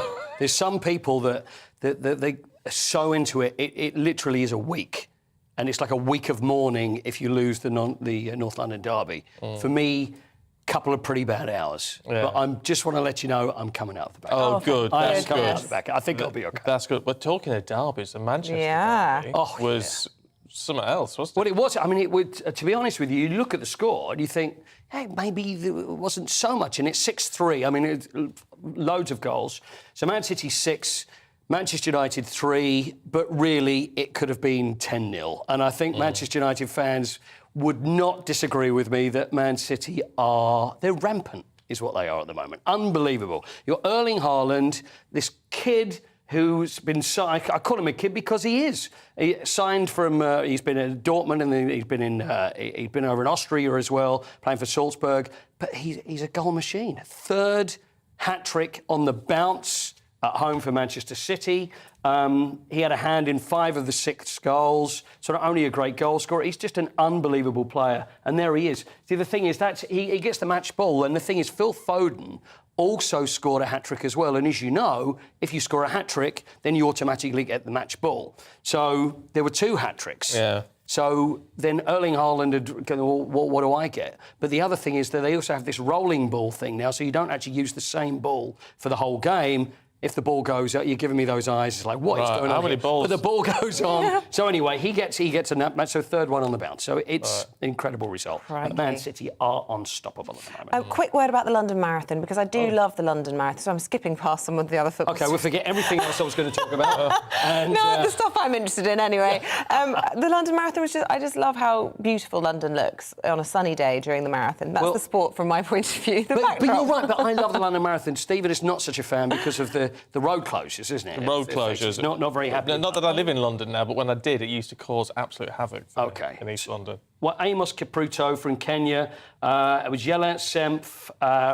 Now, it was Yahaliu from Ethiopia with the 2 winners. 40,000 runners on the street. But what I do have here is a list of 18 world records that were achieved in the London Marathon yesterday. Oh, wow. Try to see the David Jones in the time of 2 hours 47:15. It was the fastest marathon ever dressed in pyjamas. Right. Good Sarah Dudgeon was the fastest marathon ever dressed as a witch. Female witch. Yeah. The fastest. I mean, get this. Donato Esposito's the fastest marathon dressed as a hospital patient, which could cross over with the pyjamas, I suppose. Yeah. It could go either way. And there's loads of this. So, like I say, 18 world records. Joan Pons La Plana, the fastest marathon dressed as a glass. Right. The only marathon runner dressed as a glass? Ever. And Sadie Smith, the fastest marathon dressed as a 3-dimensional human body part, female, in 4 hours 26. I don't know whether the body part is female or whether it's her, but... Would you ever do the London Marathon, Paul? I did it. Did you? Yeah. What was your time? Talked about it. He was the youngest ever runner in the London Marathon. You got a world record. I think I have, because we had Hugh Brayshaw on the show on Friday, didn't we? We did. Who is the race director. But I was 17. I lied about my age when I did it. But I don't think because I want it recognised as a world record, but he kind of swept it under the carpet. So I think I embarrassed it because it was illegal. Oh, dear. But, well, you'll have to come up with some other new world record. It did seem to imply that you bleat on about it a lot, though, Paul. Actually, it's fair to say. And you know what? I wouldn't disagree with him. On and on and on. But maybe next year I will compete as a glass. Stephen, we'll see how would you? No. No, me neither. Would you not at all? all? When I've heard people have lost toenails or have to go to the loo in the street, that was me out. I was like, not for me. Buy a Shiwi. Right. I'm not doing that. See, I had to do that because I was nervous beforehand. And I'm ready to go. And I thought, I've got to go. So, no, and then the gun goes. And it took me like 5 or 6 minutes to actually get through the start. And then I thought, I am desperate now. I've got to go. Yeah. So right over in the distance, so people were about 5 or 6 thick all the way down the road. I could see a little sign of a toilet. So I ran through to actually get to the gents and then ran back again. So I actually probably, not only was I 17, I probably ran further than everybody. Who was the female Olympian who famously went to the loo during the marathon? Paula Radcliffe. You see, that's just... Paula. Yeah, don't mention that. But that's why you did 5 hours 43 or whatever it was. Probably. It would have been 2 hours otherwise. What was it? I had a bit of a rough time. What was your time? 5:30 and dipped on the line for the photograph. I still have respect for you, Paul. Well done. Bless you. Someone asked what does that mean? I don't know. Is that well done. Generally, or well yes. No, I mean, it's quite a slow time. Well, but, OK, I'm fine. I wasn't going for a world record. I was 17. You were going for a world record, just to clarify. I was a child. Anyway, look, don't go anywhere. We're going to take you through the papers in a couple of minutes with Dawn Neeson and Oscar Redrop.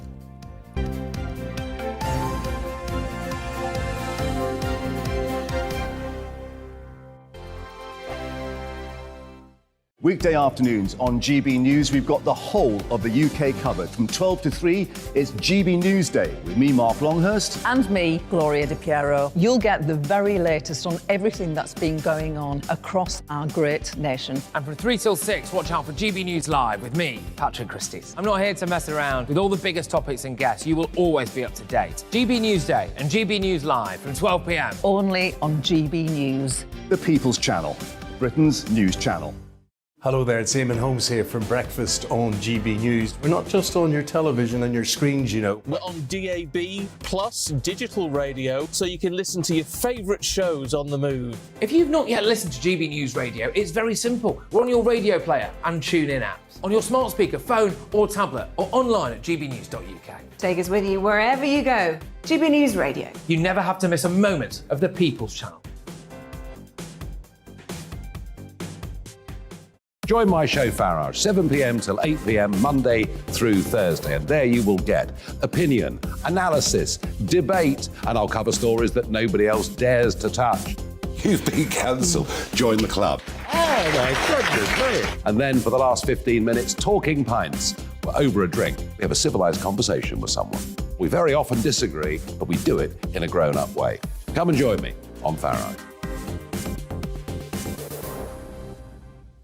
Hello, I'm Simon Evans. Join me on GB News for Headliners at 11 p.m, where I'll be joined by two of the country's top comedians as we take a look at tomorrow's newspapers tonight. If it's a big story, we'll be covering it, I guarantee, but we'll also have some fun along the way. That's GB News Headliners at 11 p.m. We won't put you to sleep, unlike some of the other paper review shows out there. So join us, 11 p.m, 7 nights a week.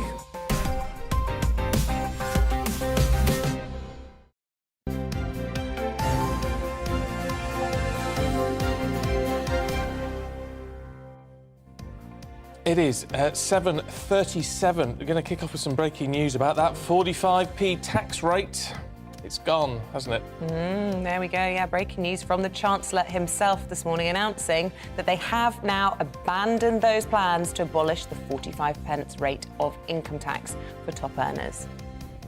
The Chancellor's mini-budget a week ago, just over a week ago, sparked days of financial market chaos. Kwasi Kwarteng says the tax cut had become a distraction from the government's overriding mission to tackle the challenges facing the country. So it has now been dropped. Meanwhile, the Defence Secretary says it's highly unlikely Russia's president will use nuclear weapons in Ukraine, but warned he's not acting rationally. Vladimir Putin's threatening to use all means at his disposal if his country's threatened. It's seen as a sign he could use tactical nuclear weapons. But Mr. Wallace played down the prospect, saying Putin's allies in India and China have made it clear it would be unacceptable. Sarah Everard's killer will return to the Old Bailey today over charges of flashing. He's accused of 2 counts of indecent exposure at a time before Ms Everard was killed. In June 2015, it's alleged he drove through Dover in Kent with not enough clothes on, and in November 2020, he's accused of exposing himself to a female cyclist.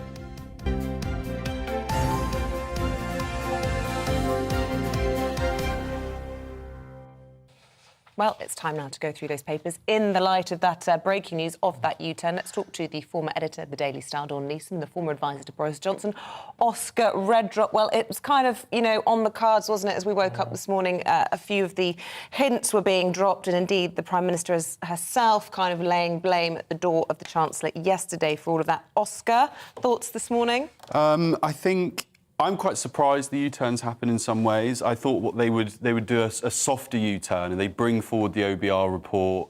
They do some kind of they get their messaging together, and they would kind of go about it that way, and maybe actually delay the vote on this. But no, it's a pretty screeching one.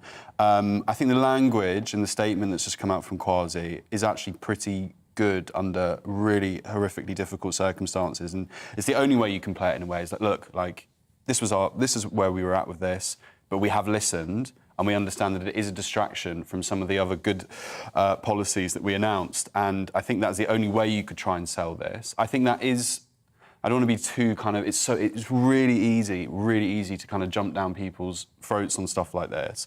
I think the supply side reforms that are to come, in terms of, and people hear that and they go, well, what the hell, what does that mean to me? But that's actually about making life easier for people. It's kind of freeing up regulation. It's about, that will affect infrastructure, transport, childcare, all those things. I think if in his speech today, he can kind of get through it and kind of centre on the more positive aspects of the mini budget, maybe you can scrape through this, I think. And just really quickly, the public generally, polling suggests they don't mind a U-turn. They don't mind a U-turn. They just want to see their mortgages go down. They just want results and delivery. Yeah. But of course, all we've heard over the weekend, Dawn, is stay the course, stay the course, stay the course. The lady is not for turning. And now we've turned. This is, as Oscar said, it's an absolute screeching U-turn, isn't it? And one of the stories we were going to talk about was the Mirror story. Gone by Christmas is the headline. And they were referring to Liz Truss. I don't think it'd be Liz Truss gone by Christmas. I think there will need to be a sacrificial lamb to sort this mess out, and I think it will be Kwasi Kwarteng. And I think the only way now that they are going to save face is to get rid of him. And if I was him yesterday and Liz Truss gave that interview saying, well, it wasn't my idea, it's Chancellor's idea, you would have known then that your was the sign, cards wasn't were it? marked. Yeah. I mean, literally, Isabel, within, just over a week of that announcement, the mini budget, she's suddenly throwing you under the bus. I mean, the last thing they should be doing now is turning on one another. Now is the time to be united, surely. It's fascinating to me what was the straw that broke the camel's back, as it were, because you've had all of this upset. You've had, the markets going crazy, the pound tanking, the Bank of England intervening, mortgage rates going up, people in absolute panic. That this amazing intervention on energy bills being cancelled out by the fact that people's mortgages were, in some cases, doubling or whatever else it is. But it's perhaps the intervention of somebody like Michael Gove and the press that he has garnered overnight and the pressure from within that has finally caused the U-turn. And do you think that's a fair assessment? I do. I mean, I think, what is so difficult when you're Prime Minister is you have so many stakeholders. And this is, I think, I don't want to go too grand on it, but like the history books may actually look back at these last 3 weeks. And it's harder to find a better example of, how policy and how kind of actually communications with the public can affect, markets, the parliamentary party, the general public, pensions, all in this, absolutely, all in the space of weeks. It is completely remarkable.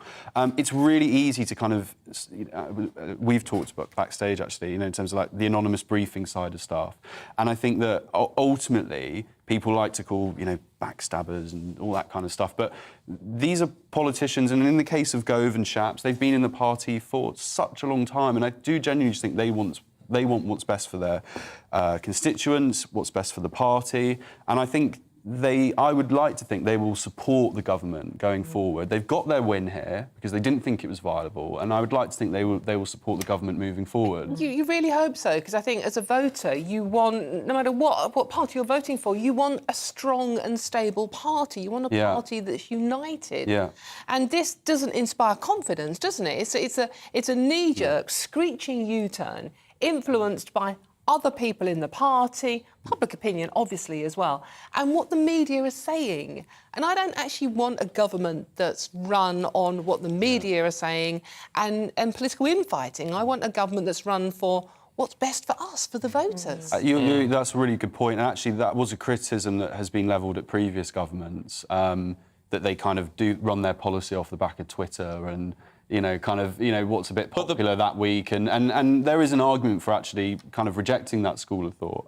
Except, of course, that increasingly, and a lot of it is down to social media and the papers, is that, of course, that is what is influencing voters. And at the end of the day, they've got to win over the voters. Yeah, no, completely. And, and as I said, MPs, if MPs will not go on TV and back policy, and if they won't sell something on the doorstep when they go back to their constituents the weekend, then it's dead. Simple as that. Interesting. Yeah, absolutely fascinating. Meanwhile, in the Sun, Dawn, sticking with the Conservative Party conference, actually, yes. Mel B has been talking to some of the groups there. Yeah, she has. This is the front page of the Sun, and it's a very worthy splash on page 2. It's Melanie B, former Spice Girl, Scary Spice. She is talking at a Fringe meeting about domestic violence.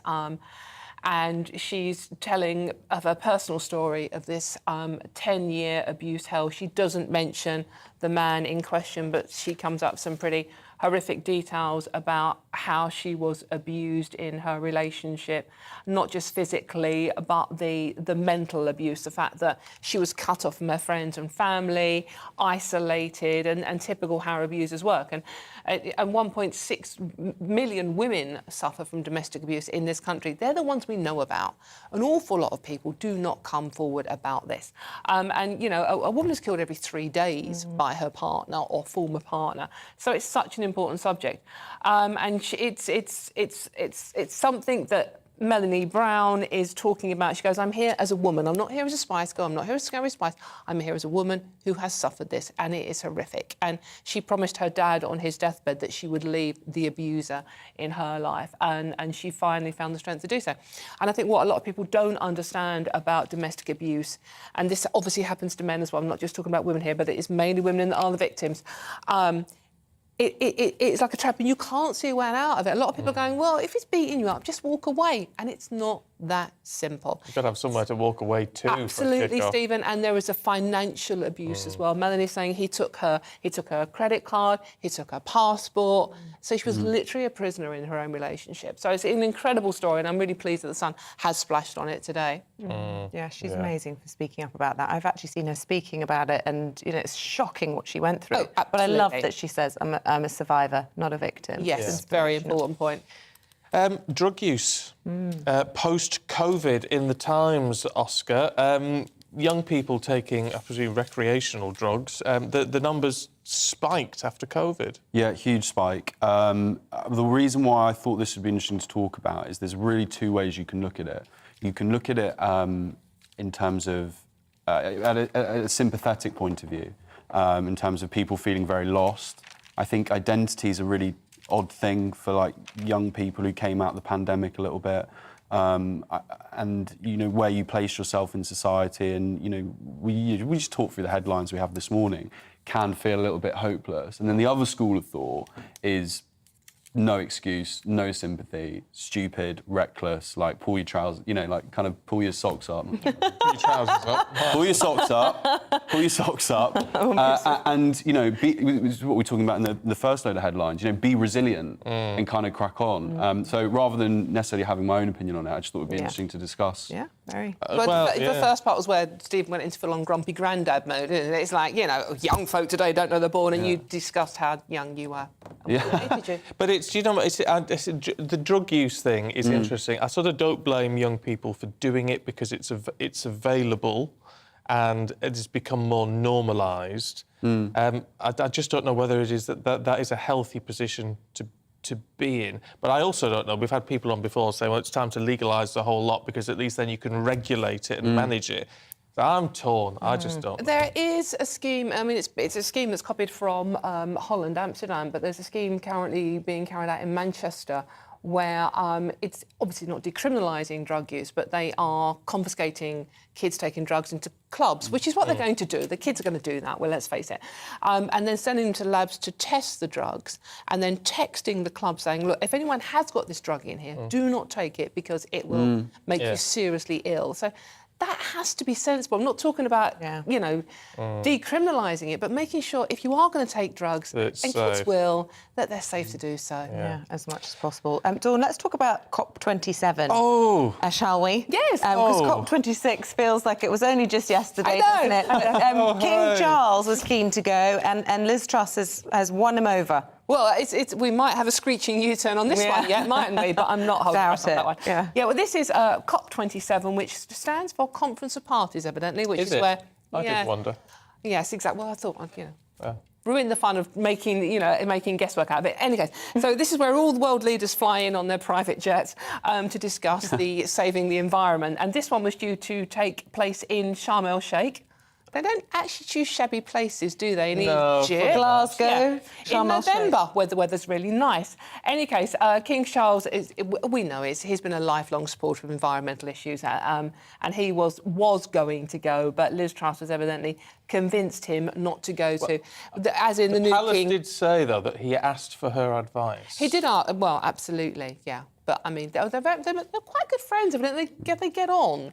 Well, they started, didn't they, on that week together? Yeah, so it was a bit of it was like two newbies. Yeah, That feels like a lifetime. Yeah, isn't it It's honestly like... does. That's terrifying. Yeah. Look, Dawn, Oscar, we've got to leave it there. Oh, We're we out didn't of get time. on to beef burgers. Can you No. please bring that back next hour? It's We'll do fascinating. meat later. Meet later. OK, we'll catch you both in the next hour. Thank you. It is 7:50. Let's bring you up to date with the headlines this morning. Yeah, and that breaking news this morning, the government has abandoned plans to abolish the 45p rate of income tax for top earners. The Chancellor's mini-budget sparked days of financial market chaos, while Kwasi Kwarteng now says the tax cut had become a distraction from the government's overriding mission to tackle the challenges facing the country. A 34-year-old man will appear at Liverpool Magistrates Court later, charged with the murder of Olivia Pratt-Corbell. Thomas Cashman is accused of fatally shooting the 9-year-old at her home in Liverpool in August. He's also charged with the attempted murder of her mum, who was injured in the incident. A second man, Paul Russell, is due in court, charged with assisting an offender. Brazil's presidential elections heading for a runoff vote. President Jair Bolsonaro is facing the former president of Brazil, Luiz Inácio Lula da Silva, for the bid. Neither candidate got a majority of the support in last night's vote, so the race will go into a second round now on October the 30th.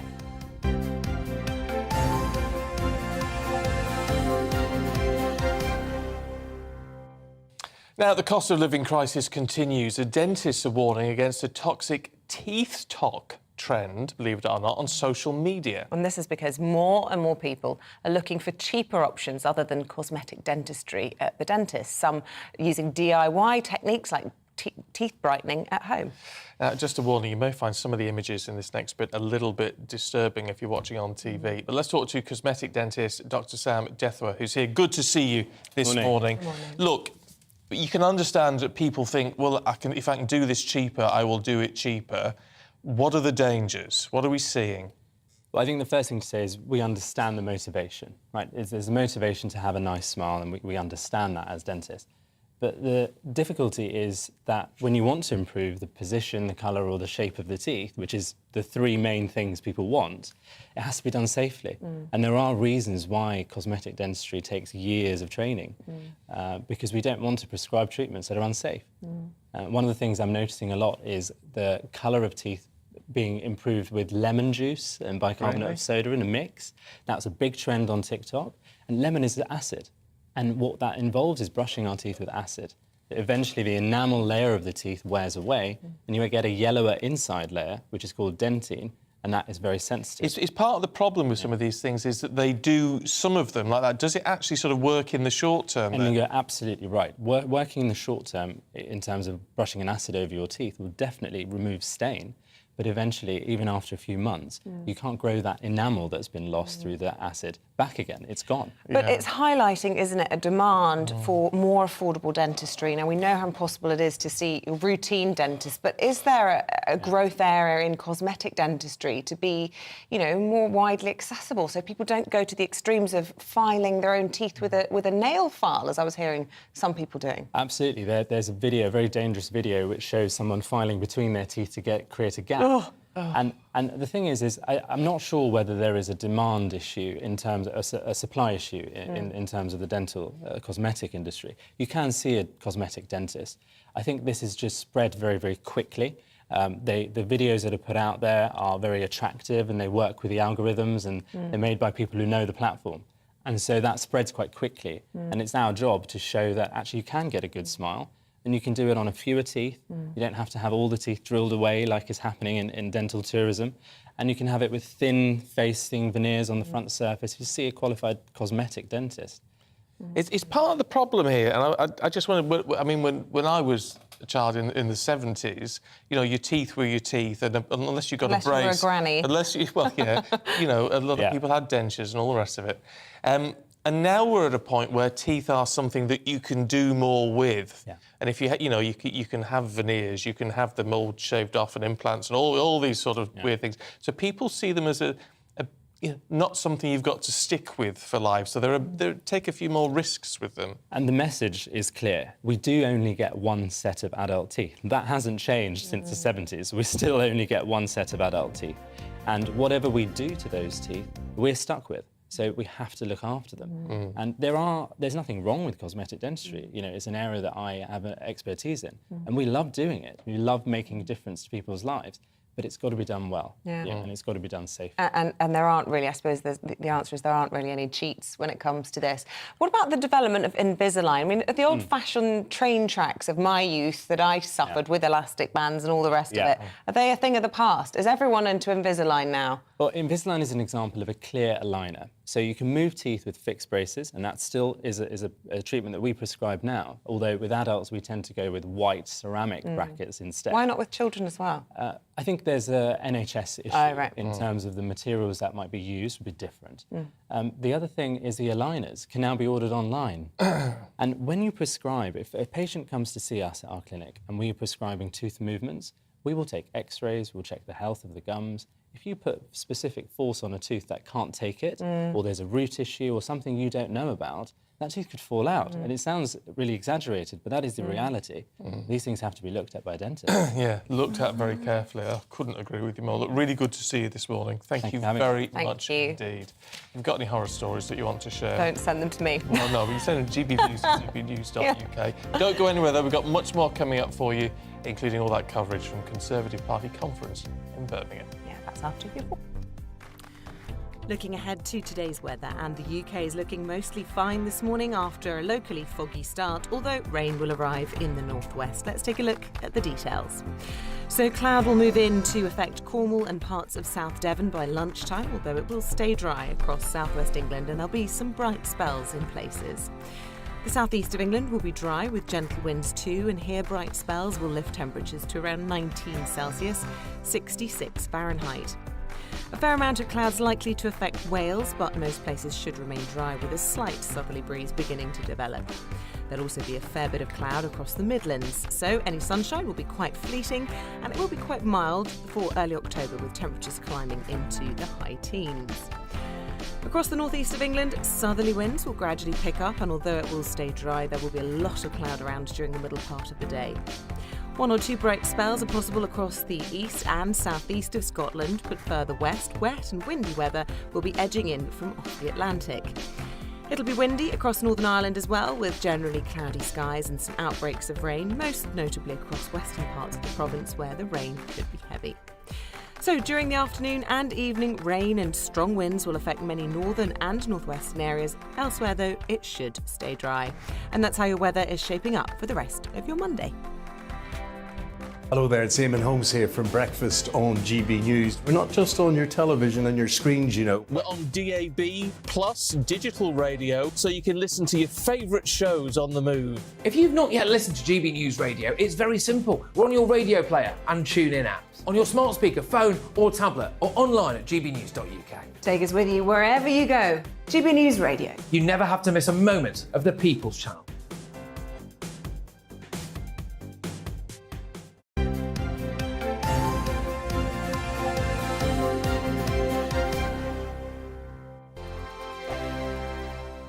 Weekday afternoons on GB News, we've got the whole of the UK covered. From 12 to 3, it's GB News Day with me, Mark Longhurst. And me, Gloria Di Piero. You'll get the very latest on everything that's been going on across our great nation. And from 3 till 6, watch out for GB News Live with me, Patrick Christys. I'm not here to mess around with all the biggest topics and guests. You will always be up to date. GB News Day and GB News Live from 12 p.m. Only on GB News. The People's Channel, Britain's news channel.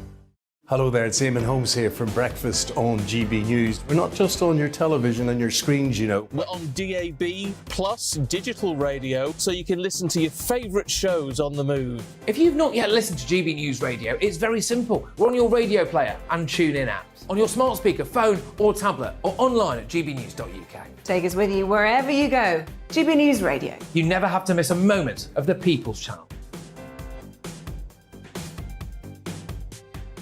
Join my show Farage, 7 p.m. till 8 p.m. Monday through Thursday. And there you will get opinion, analysis, debate, and I'll cover stories that nobody else dares to touch.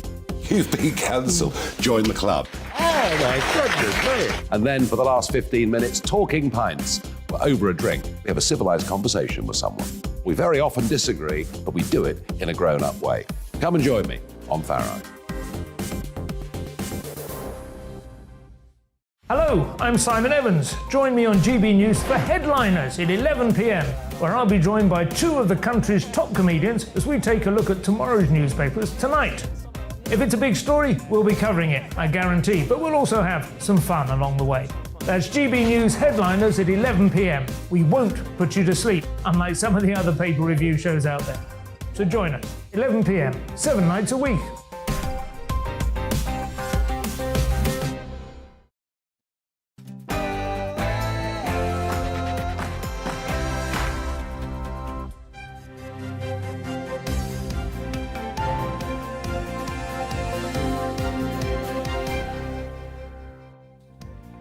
The government U-turns on its proposed cut to the 45p rate of income tax.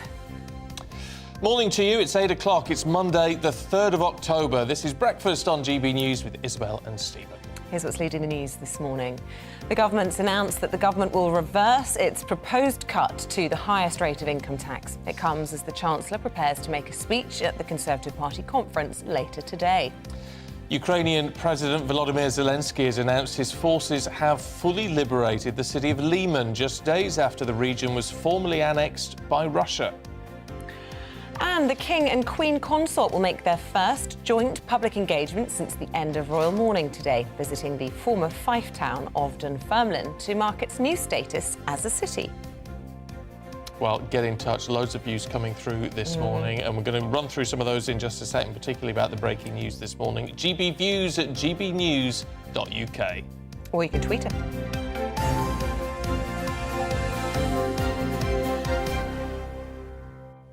Well, Sarah in Ramsgate has been in touch. Sarah and the kitties in Ramsgate. I don't know what the kitties make of all of this.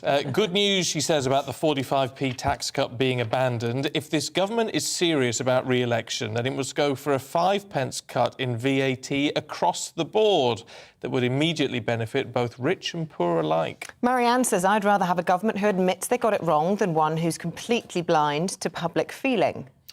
George in Buckingham says, now the Chancellor has blinked and backtracked on the 45p income tax limit, perhaps the media can concentrate on the positive decisions in the budget. That's a very interesting point, George, actually, because one thing that the Chancellor has said in all of this, he said it's been a distraction. He said it's clear the abolition of the 45p tax rate has become a distraction from our overriding mission to tackle the challenges facing our economy.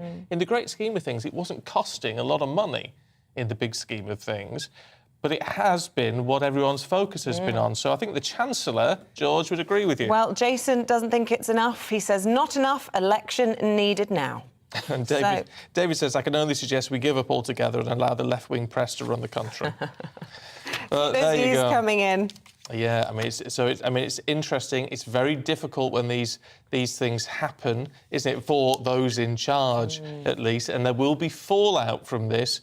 Especially as it's happening in the middle of Conservative Party conference on the morning that the Chancellor is preparing to give his speech. Let's talk to our political correspondent, Tom Harwood, who's at conference for us this morning. And you're there with our very own Liam Halligan, Tom, who's no doubt got a take on this. I am indeed. Yes, no, I'm here with our economics and business editor, Liam Halligan, because this is the most extraordinary economic story. Of course, we saw the turmoil that the markets went into after this surprise announcement included in the mini-budget. It must be said, not a big part of the mini-budget, about £2 billion, this 45p tax rate measure, compared to the up to £150 billion of the energy price freeze, but clearly a politically contentious issue. Liam, what do we make of firstly, this policy, and secondly, how short a time it's lasted? Well, the policy itself, it's not radical per se. The top rate of tax was 40p in the pound throughout almost the entire period of Tony Blair and Gordon Brown, New Labour, and most of the British media would not have called them, Tory tax cutters. So the policies per se is not radical, and the likelihood is, Tom, if you lower the top rate of tax from 45 to 40p, you're likely to get more money in for the Treasury. That's what happened when George Osborne lowered the top rate of tax from 50 to 45% during his period in office in 2012. But it's the timing and the perception to introduce a tax cut for the top 2% of earners, because that's what it is, those earning more than £150,000 a year, at a time when the cost of living squeeze is biting and we're going into winter, the nights are drawing in, temperatures are dropping, people are concerned about making ends meet, millions of households. I think a lot of Conservatives, even a lot of Conservatives on the right of the party, thought it was politically tin-eared. And so Chancellor Kwasi Kwarteng has taken this on the chin and is now doing a pretty big U-turn. The question now within Tory circles is, whose policy was this? It's Hump the policymaker. Was it the Prime Minister Liz Truss? Was it Kwasi Kwarteng? Was it the young Chief Secretary to the Treasury, Chris Philp? We'll see. And indeed, the Chancellor, the Prime Minister yesterday saying that this was the Chancellor's policy, that it wasn't consulted with the Cabinet on. But if the Conservative Party can't reduce the top rate of tax to what it was under the Labour Party, if it can't do it now, then can it ever do it? And can the Conservative Party any longer lay claim to the idea that it's a tax-cutting party?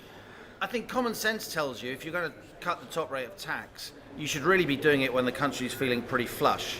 And the country's feeling anything but flush now. Yes, we just escaped recession. The ONS, the Office of National Statistics, said last week that the economy actually expanded during the second quarter from March to June rather than contracting, as was previously thought. But it doesn't exactly feel like we're heading for those sunlit economic uplands at this point, does it? No. Consumer spending is contracting. A lot of people are struggling to make ends meet. There's a lot of fear out there. If this gas price, the reversals we've seen, the falling gas price we've seen on global markets in recent weeks, if that reverses and people feel the squeeze again, even with this energy price cap, if people are using lots of energy, they're going to be paying more in their energy bills. So this is a tough time. So per se, this is not a radical policy, and as you rightly said at the top, Tom, this is £2 billion potentially of revenue it costs on the Treasury's numbers. That's out of about £900 billion of revenue that the government collects each year. This is literally a rounding error, but it's about perceptions, and it's about the sense that the Conservatives are out of touch. And when you've got big beasts like former cabinet ministers, Michael Gove, Grant Shapps and others, when you've got Tory donors even, who would massively benefit from this tax cut, saying, we think this is a little bit ill-timed, then you have to move. But no doubt, this is clearly not a good moment for an incoming Prime Minister, an incoming Chancellor. The question for me politically is who's going to take the blame? Yes, not exactly the ladies not for turning. Well, Liam Halligan, thanks for that analysis, and back to you in the studio. OK, Tom, thank you. Let's talk to Gina Miller, leader of the True and Fair Party, who is here. Good to see you this morning. But it's interesting if we look at this in the cold light of day, if you like. This is a government bowing to optics rather than a sort of economic strategy, isn't it? It's quite complicated and actually really distressing when you see where the country is and where millions of people are as they wake up and look at their bills, look at their cupboards that are empty, looking at putting their kids to school. My biggest worry about it is shows lack of political judgment, actually, more than anything, because it's so distracting. We should actually all want this budget to work, irrespective of who's in power, because of where we're going this winter. We shouldn't want there to be a financial fragility in the country. We shouldn't want the rest of the world looking on, calling us names, and, institutions who are normally not emotional, calling us you've got UBS calling us a doomsday cult. I mean, this is not what should be happening. So I think it's very worrying about what's coming in the next few months, because there's a lack of political judgment in bringing some of these policies in at this time. On, for example, the 45p reduction in tax rate. It needs to be when times are stable, and we're not stable right now. We've actually got other crises on the horizon that we need to be concentrated on, and politicians and government need to be concentrating on. There are credible threats of blackouts coming this winter, and we're not looking at this. We're not looking at the what's happening when it comes to schools heating, to public institutions. We've got lots of things we should be concentrating on, and this is so distracting. Well, that's exactly the word that the Chancellor used this morning. Do you think this will draw a line under it, all the controversy and criticism? I mean, I'm afraid I don't think it will. I mean, I thought yesterday when Prime Minister Truss said, oh, it wasn't my idea, it was his, you could see the writing on the wall. Somebody will have to pay the price and pay the sort of bloodbath that's letting on the backbenches. I think someone will pay the price. My instinct is that it will be him. But that really, it's not about who is in post. It's about the sensible nature of their policies that they're putting forward and the timing of it. Well, that's really important. OK, well, it's interesting then, isn't it? I mean, one of our viewers got in touch and said, you know, we need to hopefully now, this will mean we can concentrate on the good things in the budget. You said you thought, you know, people should want the budget to work. Do you think it can work in terms of stimulating growth? No, because I don't think this is a time when we should be talking about growth. I think growth is very important. How you execute it, you need to have stability and you need to be in the right place to then invest in growth, which actually means I don't think they did enough. Actually, it should be about skills, it should be infrastructure. We didn't see any of that. What I think was really disappointing about the budget is, yes, it addressed the cost of living crisis, but it wasn't targeted enough, it wasn't deep enough. We didn't tackle childcare. I mean, that needs proper funding to release people into the workplace because we have so many jobs unfilled. You know, we actually need to concentrate on the cost of living crisis and where we are. Growth can wait to when we're more stable. And Gina Miller, you're predicting there that heads will roll, possibly, as you suggest, it will be the Chancellor himself. But is it possible to extract Liz Truss from this policy, even if she does claim it was his idea? They wrote a book together on this. She campaigned on this all throughout her leadership contest. And can it be any surprise that well, I'm baffled. I mean, either the media and commentators were asleep during leadership election race, because actually they mentioned quite a lot of this. But even go back to 2010, you know, they were writing about these policies and their political ideology and views on economic policy way back since 2010. So this is not a surprise. To me, it's the timing, again, that they chose to execute it now, because there was actually no reason to do so. The cost of living crisis was the main thing they should have tackled in that budget. Yeah. I mean, in some respects, you've got to say, well, she talked about tax cuts in the run-up to her That's election. what I'm saying. But there has been tax cuts for everyone who pays tax. You know, the 1 pence reduction. So, she has stuck to her guns on that. But as you say, it's the fact that this other one really came out of the blue. Well, it's not. It's actually not that simple. You know, 35% of that budget was unfunded tax cuts. This is not the time to do that, and there is no evidence, no economic evidence, that lowering taxes actually leads to growth. There's actually no economic evidence globally for that. But that's a different argument. My point now is, where should the attention be? And the attention be on the millions of people and businesses and charities and schools and everyone who's got to face this winter. The weather's only now just starting to get cold. We haven't actually looked at what's going to happen to electricity prices, what's going to happen to the electricity generation companies. Because if they can't supply electricity to the national grid, they'll be fined on a daily basis somewhere between 276 to 425 million a day. They could go to insolvency and go bankrupt. We're facing massive crisis. Why are we talking about this? This is so distracting. Yeah, and with the gilt yields predicted to remain high for the foreseeable, the cost of borrowing for the government higher than ever, and yet here they are borrowing record amounts to try and help people through this difficult winter. But it then is a nil-sum game, because what happens is, you know, they've, again, because of the timing, they've put the whole mortgage, rental and property market in turmoil. And that's going to continue. Will that not be reversed by this U-turn to some extent? No. Do you think it's too late? No, it won't be. No. This U-turn on just the tax cut won't do that. And the other thing is, the Bank of England intervention has only been for 2 weeks, so they're going to have to intervene again. So, you know, and then we have something called LDIs, the liability instruments, investment-driven instruments, that are awaiting as another disaster. Believe me, we have other disasters coming down the line. That's where all the attention should be, not on this. OK. Gina Miller, good to talk to you. Thank you very much indeed. Let us know what you think about that. I mean, the trouble is, it gets very confusing. Gina's an expert in all the financial stuff, and you know, obviously Liam is, and for the rest of us, I think it gets very confusing as to what any of it actually means. It's only when we sort of look at the money in our pocket, money in the bank account, inflation, and interest you rates, sort of see, well, what is going on? I mean, high interest rates are a bad thing, but then the Bank of England says we need to increase interest rates to bring down inflation. Does it make sense to you? It doesn't make a lot of sense to me. Right, with the time coming up to 8:15, let's bring you up to date on the latest headlines this morning, and we're reflecting on that breaking news in the last 45 minutes or so that the government has decided to abandon that totemic plan now to abolish the 45p rate of income tax for top earners. The Chancellor's mini-budget, as we know, sparked days of financial market chaos. Well, Kwasi Kwarteng says that the cut had become a distraction from the government's overriding mission to tackle the challenges facing the country. A 34-year-old man will appear at Liverpool Magistrates Court later, charged with the murder of Olivia Pratt-Corbell. Thomas Cashman is accused of shooting the 9-year-old inside her home in Liverpool in August. He's also been charged with the attempted murder of her mother. A second man, Paul Russell, is due in court, charged with assisting an offender. The King and Queen Consort will hold their first joint public engagement since royal mourning for the Queen ended. They're visiting Dunfermline in Fife to make the former town a city. It's one of the 8 places that won city status as part of the late monarch's Platinum Jubilee celebrations.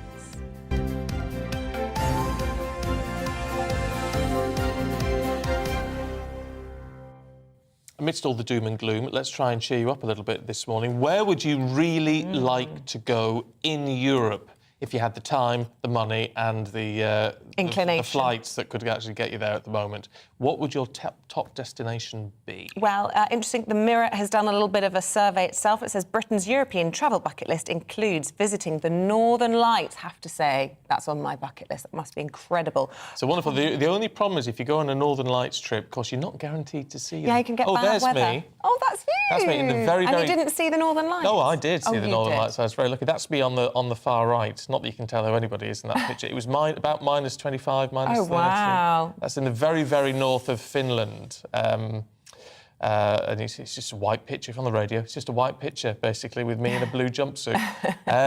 But it's very close to the Russian border. It was freezing, but we did see the Northern Lights, Oh, which that's was amazing. Yeah, was it worth it? Yeah. OK, good to know. I'll keep that on the bucket list. A few years ago. Pompeii and Lake Como come up at the top of the list as well. So Italy doing very well there. I've been to Lake Como. Amazing. Oh, I haven't. It's been a long time since I went, and I'd love to go again. I've done Pompeii. Yeah? Pompeii. All the sort of volcano. Oh, Vesuvius. So I walked up Vesuvius. Yeah, I mean that's remarkable. It is remarkable when you see how much of it just disappeared. But also to see all those things that were just preserved in Pompeii is absolutely incredible. I just celebrated my 40th birthday this weekend in Venice, which was very lovely, but actually really quite sad because, you hear all the reports about San Marco Square and it all sinking. Or rising sea levels. It was underwater. Lagoons. It was underwater. The whole time we would have to walk over little walkways and the whole basilica was wet. It's really sad. That is sad. On my honeymoon, we went to Rome, and that is an amazing... That's on the wish list. Going to see the Colosseum is on the wish list. Oh, yeah. Of people. The Trevi Fountain. Oh, yeah. The Vatican. All of that. That's a picture I took of the Colosseum. What is this, your holiday albums here? It's my holiday album, isn't it? Yeah. It's my honeymoon album. But, I mean, it is so beautiful. In the footsteps of gladiators, literally there, isn't it? It's just incredible. And the Roman Forum right next to it, and you just can't believe what you're seeing. If you like a little bit of history and feel like you're walking through history, Rome is the place. And good food. Yeah. And good shopping. Well, it's their food, pizzas. Pizzas, lots and lots of pizzas. Oh, people watching. Italy's the best for people watching. Lovely. Anyway, but, wasn't that a nice bit of escapism? It was a bit of escapism. Of course, the problem is with all of this and having a wish list is that most people can't afford to go on it. Foreseeable, yeah. It's very fortunate because it was our honeymoon, therefore we'd sort of, just saved up for it. Yeah. But it's ordinarily, it's very difficult, isn't it? Now we can't afford to go, we can't afford to heat the houses and all the rest of it. It's a nightmare. But we can dream of a brighter future, can't we? Now, in other news this morning, serious matter. A man has finally been arrested on suspicion of the murder of 9-year-old Olivia Pratt-Corbell. He's to appear at Liverpool Magistrates Court later today. Yeah, Thomas Cashman has been charged with that murder and also charged with 2 counts of attempted murder and 2 counts of possession of a firearm with intent to endanger life. Olivia was shot in August. Her mum tried to block a gunman from entering her home. Well, joining us now is our North West of England reporter, Sophie Reaper. Good morning to you, Sophie. An ongoing investigation, but clearly a significant step being taken by the police in all of this. Yeah, good morning to you both. Well, we're here outside Magistrates Court in Liverpool, where a little bit later today we're expecting the two men who've now been charged in relation to the murder of Olivia Pratt-Corbell. Now, on Thursday of last week, we heard that a 34-year-old man from West Derby had been arrested on suspicion of Olivia's murder. We now know that man to be Thomas Cashman.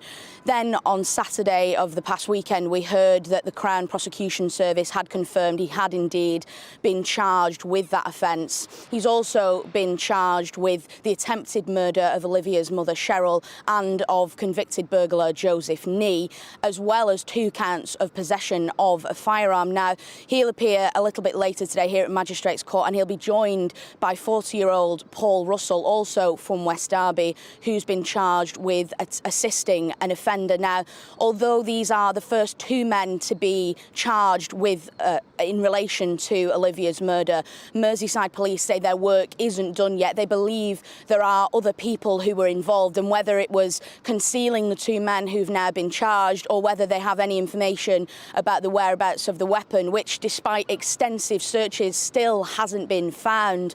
Merseyside police say that anyone involved with Olivia's murder will be caught.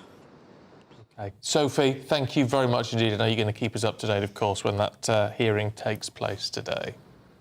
Now, do stay with us. One of the last surviving links to The Great Escape has died at the age of 102. We'll be hearing from his son after the break. But first of all, here's your Monday forecast.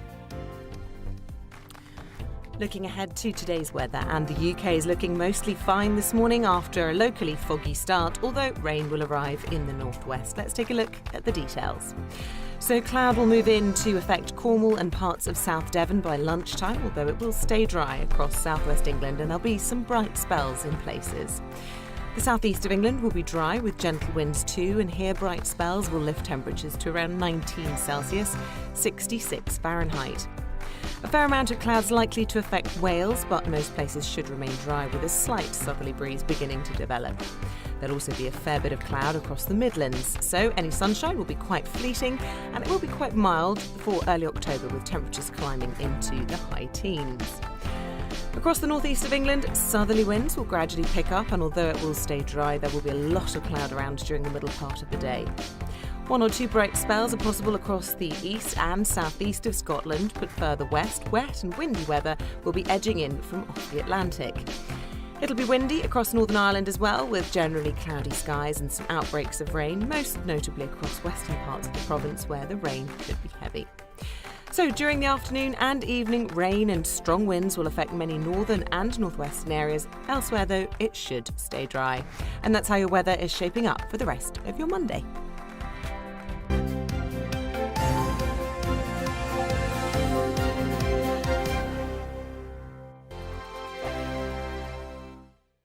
Weekday afternoons on GB News, we've got the whole of the UK covered. From 12 to 3, it's GB Newsday with me, Mark Longhurst. And me, Gloria Di Piero. You'll get the very latest on everything that's been going on across our great nation. And from 3 till 6, watch out for GB News Live with me, Patrick Christys. I'm not here to mess around with all the biggest topics and guests. You will always be up to date. GB Newsday and GB News Live from 12 p.m. Only on GB News. The People's Channel, Britain's news channel.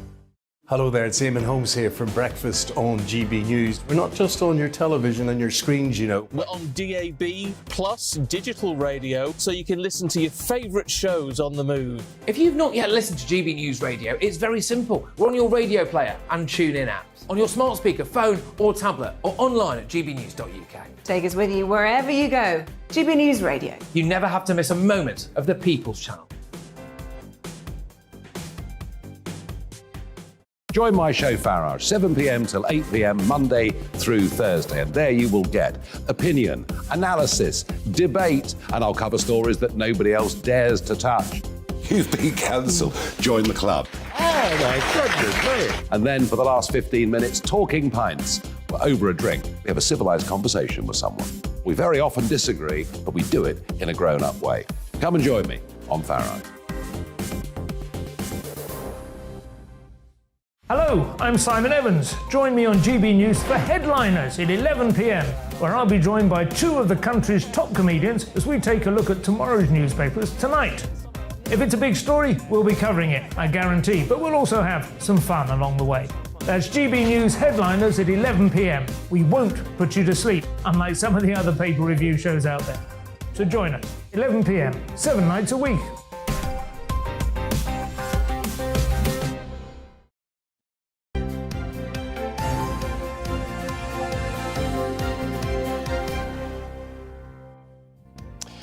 Morning to you. It is 8:24. John's been in touch about dentistry. We're talking about some horror stories, people getting the wrong idea about what to do and doing stuff themselves. John says, I pay privately for a dentist and I get asked every time about how much alcohol I drink, but I don't drink.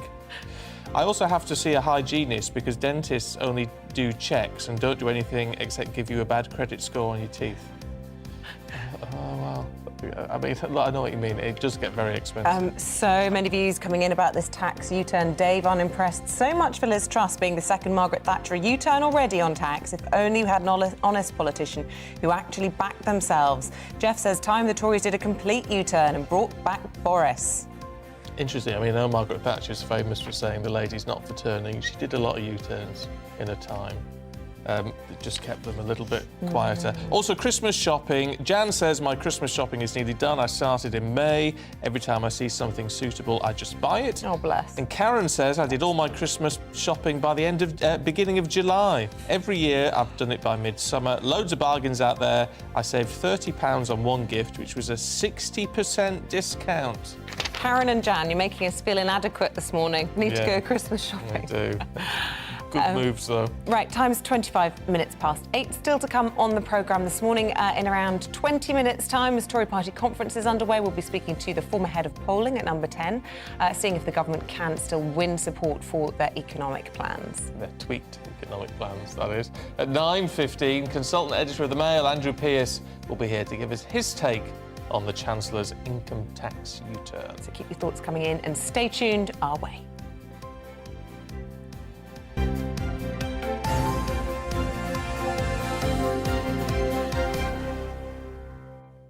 Now, one of the last surviving links to the Great Escape has died at the age of 102. Captain Charles Vivian Howard was a Royal Navy pilot and became a prisoner of war at the camp made famous by the 1963 film. Well, tasked with the important responsibility of distracting the guards using his fluent German, he helped 76 men escape via secret tunnels, but Vivian remained at the camp for 2.5 more years. Well, his son spoke to our reporter Ellie Costello about his father's life.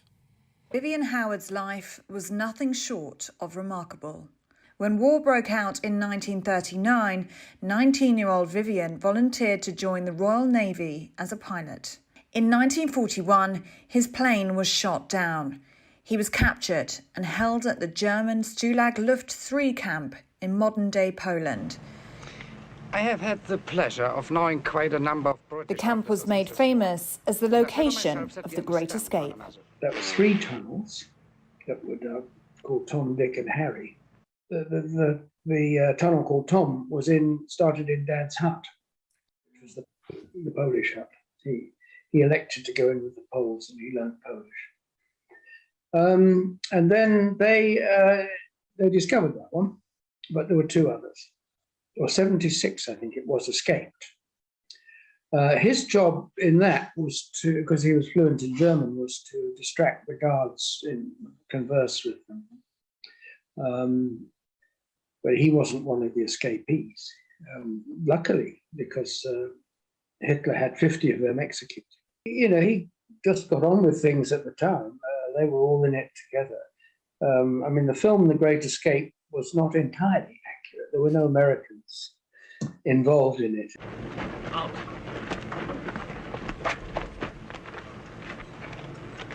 What are you doing over here by the wire? Well, like I told Max here, I was trying to get my gun. They felt it was their duty to escape, to take up the time of Germans, the enemy. Towards the war's end, Vivian survived the death marches when prison camps in eastern Germany were emptied as the Red Army advanced. Dad told me it was a chance remark from a Polish colleague, which probably saved his life. They said, look, when you're on a march like this, never take your boots off, because your feet will swell and you never get them back on again. And if you couldn't walk or keep up, they would shoot you. So they said loosen them, but don't take them off. And that probably saved his life. Vivian ended up in a camp in Germany, which was liberated when the war ended. He went on to have 3 children with his wife Bernadette and died at the age of 102 on the 14th of September 2022. He was a friend and a supporter. He taught me how to do cryptic crosswords, and we used to do a lot of that together, and that was great fun. I used to really enjoy that. So supportive and kind man who taught me a lot. And I think it was, a good life well lived. So he had a good life.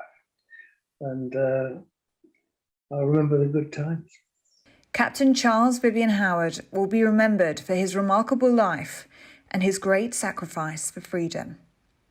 Ellie Costello, GB News.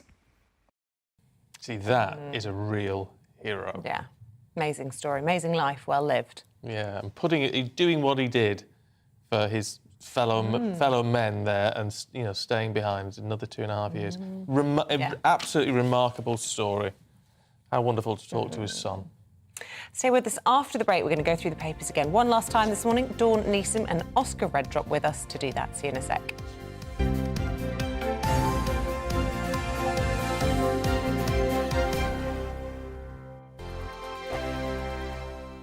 Weekday afternoons on GB News, we've got the whole of the UK covered. From 12 to 3, it's GB News Day with me, Mark Longhurst. And me, Gloria Di Piero. You'll get the very latest on everything that's been going on across our great nation. And from 3 till 6, watch out for GB News Live with me, Patrick Christys. I'm not here to mess around with all the biggest topics and guests. You will always be up to date. GB News Day and GB News Live from 12 p.m. Only on GB News. The People's Channel, Britain's news channel.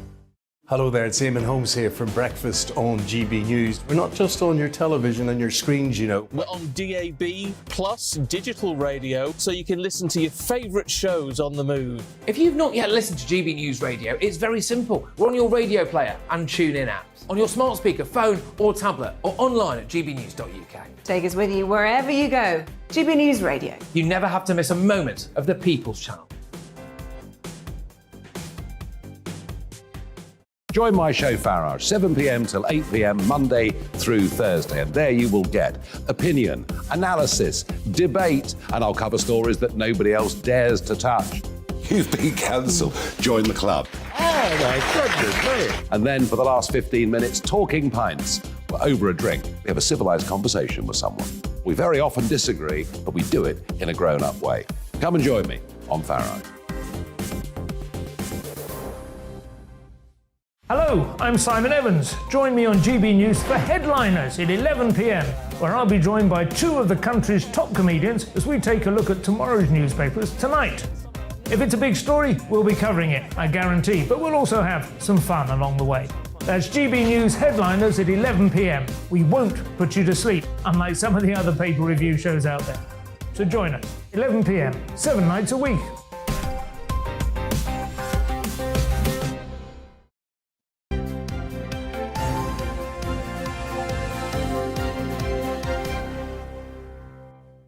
It is 8:33. Good morning to you. Let's bring you up to date with some of the top stories today. The government's abandoned plans to abolish the 45p rate of income tax for top earners. The Chancellor's mini-budget, as we know, sparked days of financial market chaos. Well, Kwasi Kwarteng says the tax cut will become a distraction from the government's overriding mission to tackle the challenges facing the country. The Defence Secretary says it's highly unlikely that Russia's president will use nuclear weapons in Ukraine, but warned that he's not acting rationally. Vladimir Putin is threatening to use all means at his disposal if his country is threatened, seen as a sign that he could perhaps use tactical nuclear weapons. Sarah Everard's killer, Wayne Couzens, will return to the Old Bailey today over flashing charges. The 49-year-old's accused of 2 counts of indecent exposure before Ms Everard's killing.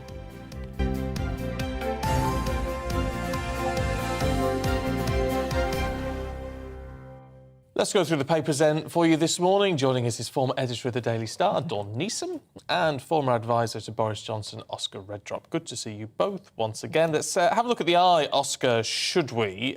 Looking at... I mean, it's interesting. Boris Johnson has got this position now of the president of Friends of Ukraine.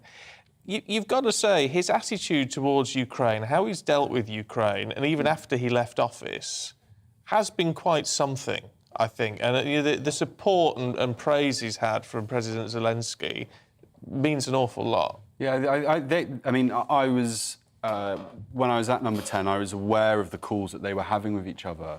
And they seemingly actually developed a really quite strong and genuine friendship. And I know you can get fatigue with the Ukraine stuff. And it's really understandable. And of course, like we've talked about it all morning. The absolute on our doorstep issues that we currently have that are so difficult in people's lives. But we have to remember that if we don't fight this war and we don't support the fighting of this war, that it's an absolute affront on democracy overall. And it's really nice to see that Boris has this position where hopefully he feels he can continue to kind of talk to the people of Ukraine and offer the UK's support and be a useful conduit. Yeah, I guess. Absolutely. And I think what Boris did actually on the issue, because sometimes, if we're being really honest, it is hard for people to sometimes connect with issues that are not, as I was saying, at their doorstep. And I think what Boris did really well is he kind of swept us up in it a bit, and he made us feel like we had a duty and a right to. And we do get quite inward-looking sometimes as a nation. And actually, I think what makes Britain great is actually when we do answer the calls and things like that. And I think Boris really understood that in a really powerful way. Yeah.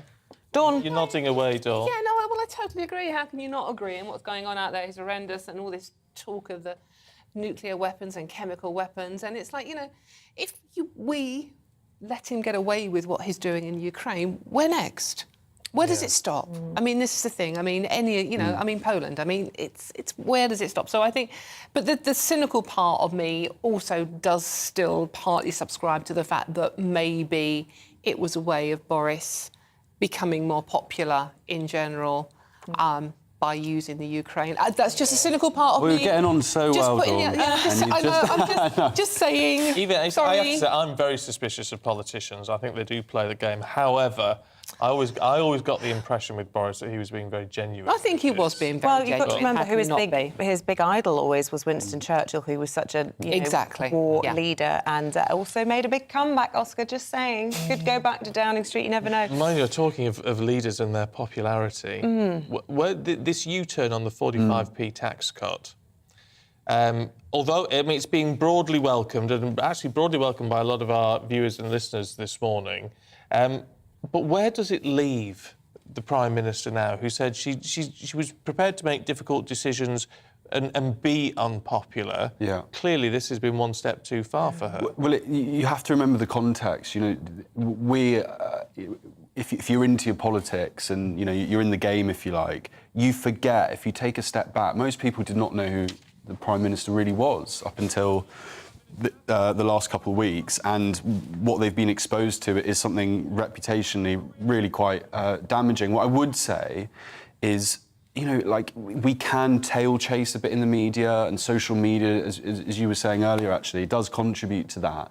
And actually, I do think that there needs to be a bit of space allowed for the government to try and get on and deliver for constituents and members of the public. And don't forget, we are it's a bit Game of Thronesy, but winter is coming now, and it's getting really, really serious. And I do think the media do need to slightly let them breathe. Having said that, it's a really, really, really kind of traumatically difficult start. I object to the whole media needs to step back. I mean, these are calls from within the Conservative Party that have been for the U-turn. They're market reaction. And I think the media have broadly just been reporting the facts and all of Yeah. this. But I do I think get that. a lot of people will assess, you know, whether or not Kwasi Kwarteng lives to tell the tale or not, will assess this first move of this new administration as having had a significant impact on mortgages, interest rates, the housing market. And I think a lot of people won't forgive them for it. Well, I mean, look, this is the thing. So you have to, you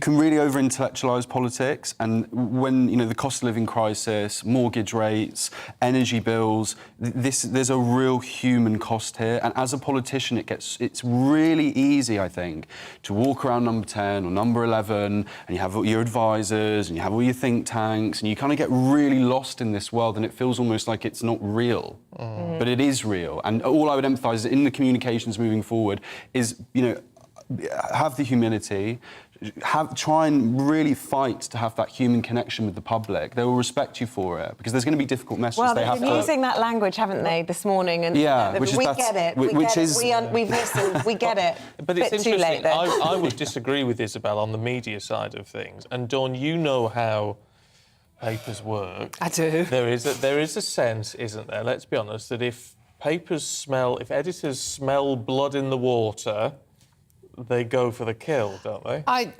The bottom line with newspapers is you put on page one what is going to sell to your readers. I mean, it is a product at the end of the day, so you go for what is going to sell your paper. And that's why, you know, you do get sort of like the Mirror, sort of like Liz Truss is toast, basically, whereas the Express, and that's dated very badly, isn't it? Kwasi, no more decline, we must stay the course. Oops. I mean, that's where we are with the media today. It's like, you know, the newspapers are overtaken almost by minute by what's happening on social media and on the online site. So, yeah, but there is a certain extent of going for a target, and politicians, as we've discussed earlier, are a very easy target at the moment for everybody. Dangerously so, I think, as you know, we think of recent events with David Amos and Joe Cox latterly. So I think it's a dangerous ground if we do demonise politicians as much as some of the media, both the print and the online sites, are doing at the moment. I think that's a very dangerous game to play. But the one thing I wanted to ask Oscar, you know Boris very well, you worked with him for a year. Would he come back now? If he was given the opportunity, would he be back on the shop? I genuinely have absolutely no idea at all. And I genuinely don't. I think that we all know that under his we all know in his time as Prime Minister, there was quite a lot on his plate in terms of a pandemic. Yeah, mostly a birthday cake. European war. Well, sorry, I fell into that one. It's all right, Dawn. We were getting on very well. I don't know what's happened here. So there was a lot going on, and I think there is he will just want the government to get on and deliver for the communities that voted Conservative for the first time in years.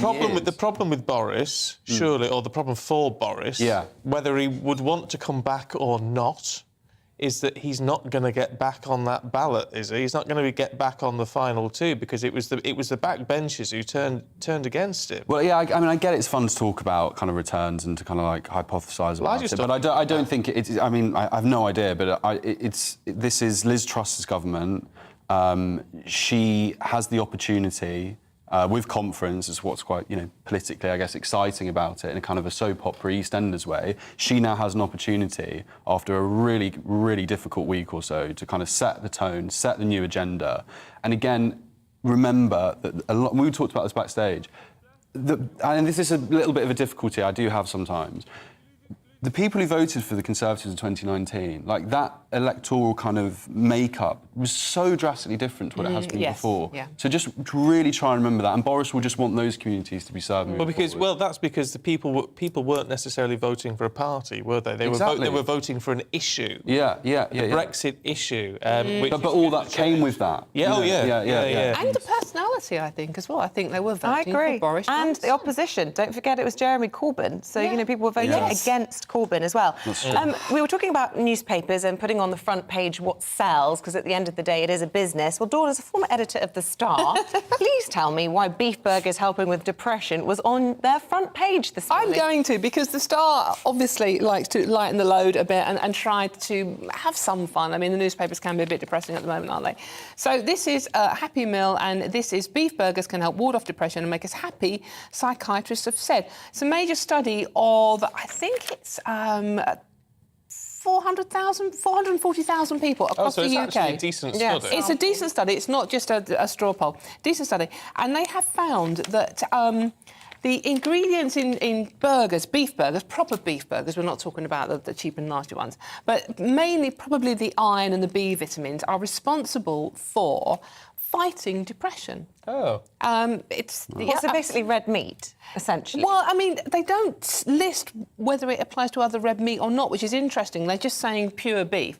And non-oily fish is associated with higher rates of depression. Right. So, yeah, and everything in between, I'm guessing, as well. But it's obviously not good news for the Greta Thunberg types, because obviously beef farming is terribly bad for the environment. So you might be depressed because the environment's going to hell in the handcart as well. So it's a nice try to try to cheer us up. But it is a nice try. Mind you, the Daily Star, was it yesterday or was it the day before? And it was all about John Coulshaw being possessed by the ghost of Les Dawson. That was a bit weird. I don't really get those reference points. Am I showing too my... young. Yeah, all right, I get it. Oscar, though, do you ever want to come back? No, sorry, I'll drop it now. It's terrible. Keeping, reference points, though, you do want to talk about beef burgers. This is in The Sun this morning. Yeah, so this is... With the current situation in Ukraine, I thought there was something within the horrific darkness of that situation. There was a nice little bit of normality, kind of positive mood here, where in the Ukraine, in the Sun, it said several McDonald's chains have started to open up in in different regions in the Ukraine, and people are queuing up for their Big Macs and their Happy Meals and stuff. And I just think, in some ways, and I know it's so, in the big scheme of things, insignificant, but in a way, like to Russia and Putin, that is just a lovely, and I won't swear, but it's just a really nice way of throwing it back in. Very important. You're thinking Russia, where they got rid of... Yeah, but I think they've just reopened a McDonald's in Russia. Well, I think they had to use the new branding. It's like yeah. But like real normal McDonald's, I think that's a nice little... Things like that are important, and they'll be really important. Yes. I mean, not because it just shows, the sort of investment or confidence in the country. Yeah. But for those people living there, it's that tiny slice of normality. Coping mechanism. Absolutely. In a weird way, it's kind of what the whole, absolutely that whole thing's about. It's why this country we need to continue to support Ukraine in every which way we can. Absolutely. Small wins. Doesn't have to be McDonald's, though. Whatever way it might be. Global. Yeah. There you go. Dawn, should we talk about fireworks? Yes, we were talking about Christmas a little bit earlier, and I have a rule. I don't like to talk about Christmas until after fireworks. We've broken that rule, so let's talk about fireworks. Let's talk about fireworks. This is in the Telegraph today, and fireworks shows fizzle out as councils blame the cost of living crisis. And this is environmental concerns and budget worries are forcing local authorities to drop bonfire displays. Why environmental concerns? Well, because it's bad for the atmosphere if you're burning things, Stephen, evidently. Is it? I know. And Leeds Council... Joy killers. Well, exactly. Leeds Council have cancelled all 6 displays. Wow. So you're not going to have any fireworks if you live in Leeds. And there's Sparks in the Parks in Cardiff, which has been going for 40 years. Obviously, the pandemic changed things as well. But they've cancelled that for the first time because they can't afford it. And I just think we all need a bit of fun but you know what? and sparkle. I have some sympathy. Are you going to say from a cat's point of view? No. I mean, I do fireworks. We do fireworks at home. I've always liked... In the garden? In the garden. Not in the... No, in the garden. Not in the house. In the kitchen. It's what we always did when I was growing up. We just had little fireworks in the garden thing. So that's what we do. That's what I like. But I can understand if you're living in an area with all the problems and the council tax going up and all the rest of it, and then you're saying the council's spending... a couple of £100,000 on fireworks. Set to music. I understand the frustration. But I just like the idea of being able to wave a sparkler. But, I mean, on the opposite side of this, safety groups are saying they have concerns because of the big displays are cancelled, the organised safe displays are cancelled, more people will be having fireworks at home, which is obviously more dangerous. Yeah, but just be sensible doing it. We've done it for generations. You've got to be careful, be very sensible. Didn't do you any harm, did it, waving a sparkler in your garden? No, but, you know, I didn't hold it in my face. I hold the hot I end. remember as a child witnessing a firework accident and have always had a healthy fear of fireworks ever since. Not, you know, I like the big displays, but I would never really do DIY or let anyone I know go near a DIY one because I've seen that and someone got facial burns or ambulance, the whole... You know, when you're at that age, impressioned away, it's never left me. Speaking of injuries, hospitals and the like, Oscar, you've got a story for us in the Telegraph front page, in fact. Yeah, so really quite troubling data, to be frank. So hospitals are scrapping more than 22,000 appointments every single day. I think everyone watching the TV right now will know, if it's not them personally, they will know someone in their family who is waiting on... I know you were talking, Dawn, about your situation. They will know someone who is, you know, waking up every day wondering, when am I going to be seen? This is absolutely causing me a great deal of anxiety and pain. That COVID backlog that built up, I mean, I know that will be and has to be an absolute priority. You can't talk about, you know, levelling up and improving people's lives if they can't access, you know, the National Health Service. It's hugely concerning. We've had quite a few health secretaries. I empathise with how difficult that task is, and I hope Therese Coffey will be able to... What do you make of Therese Coffey doing that role? I thought she was a really talented, really talented politician. I think she's also inherently, she's actually quite likeable. Yeah, I like her a lot. As a I thought there was character. going to be some more colour from her, I must admit, given she's larger than life as a sort of personality. When we've done the morning round with her, she's very straight. I would have to say disappointingly so. Well, I mean, probably, I mean, in some ways because of the backlog that she'll be. But, yeah, she's really likeable and she's real common sense based as well. Like, I think she'll just go, like, you know what, in so many other... You know, in so many ways, the only issue in some ways is that backlog. And I think she'll be pretty hell-bent on task, isn't it? Trying to sort that out. I mean, where do you even start with that? Well, Mike says the NHS has totally broken, replaced it with a French-style health system. It works superbly, even through COVID. People need to grow up and take more responsibility for their own lives. Maybe so. I don't know how the French one works. Give us a bit more detail on that one. Well, the German and the Australian system is quite similar, I think, to the French one, where if you can afford it, there is a private healthcare aspect to it. It's not privatising the NHS before people start screaming, but if you can, you pay a small amount, a very small amount, not like private healthcare, and it funds the system, and you do get, from what I understand, in Australia and Germany, appointments straight away. That's the thing. Can we talk royal family? Oh, yeah. OK. Did you? Who is the richest royal now?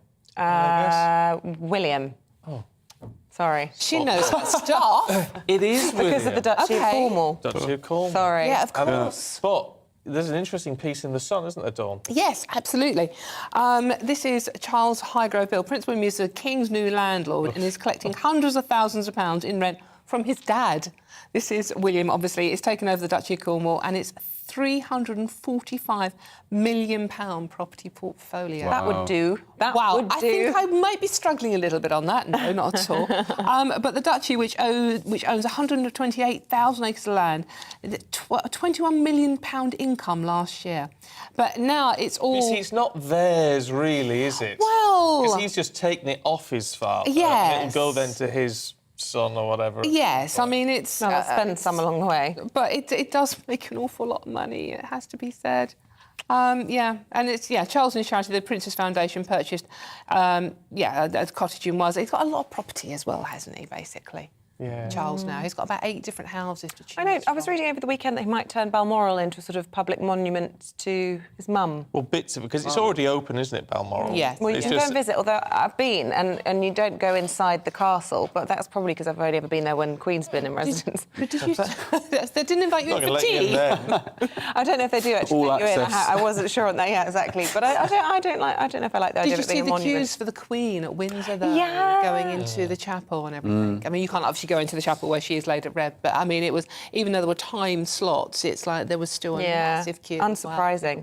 But I still haven't quite got over the fact it was only 250,000 that actually got to see her lying in rest. I don't think thought that's it was right. so much more than that. How accurate was it, though? How are they counting? I mean, it can't be that hard. You just...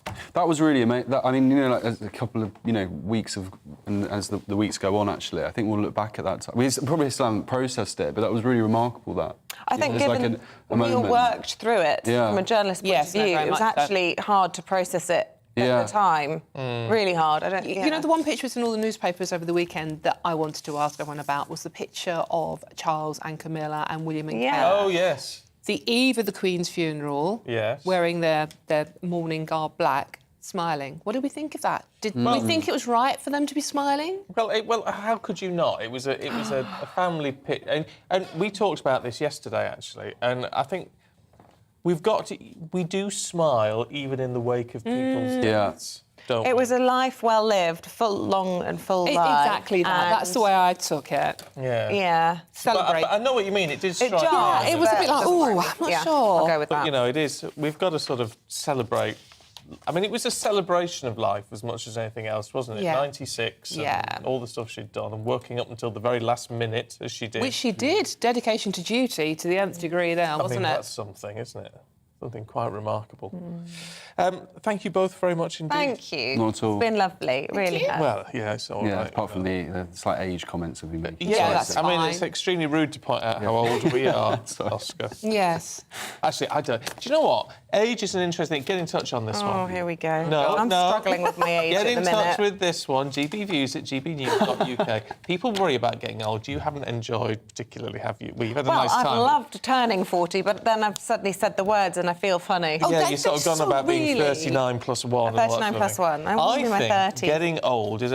I'm happier. The older I get, the happier I become. Oh, that's nice. It's true. Nice. And on that result, I am sort of looking forward to turning 50 and being in my 50s and just thinking, well, that's going to be nice. Good head of hair for a man approaching his 50s. He does have a good head of hair, yeah. I had a little bit I moved think, around. Dawn, I don't know what you think. Do you think it's harder for women to grow old? Why should it be? No, I'm going to grow old disgracefully. Good I for don't you. actually care anymore. Yeah. And as speaking as the oldest person on the panel, by quite a bit. You look like a supermodel, very so much. we don't need to worry. Supermodel. Yeah, an ageing one. But no, absolutely. No, age is just a number. Go for it. Yeah, no, quite right. If you're growing old disgracefully, get in touch. gbviews@gbnews.uk. We have multicoloured hair. It's that woman who's... It's that poem about when I get old, I'm going to wear purple. Well, so it's a famous poem. I'll dig it out for you, but that's quite... It's about a woman saying, I don't care, I'm just going to do what I want when I get older. What's wrong with purple? Nothing. No, she was just saying she was trying to be outrageous. Oh, I'm right. just going to be Purple's outrageous? Well, it used to... You need to get yourself a Nothing's purple jacket, outrageous Dawn.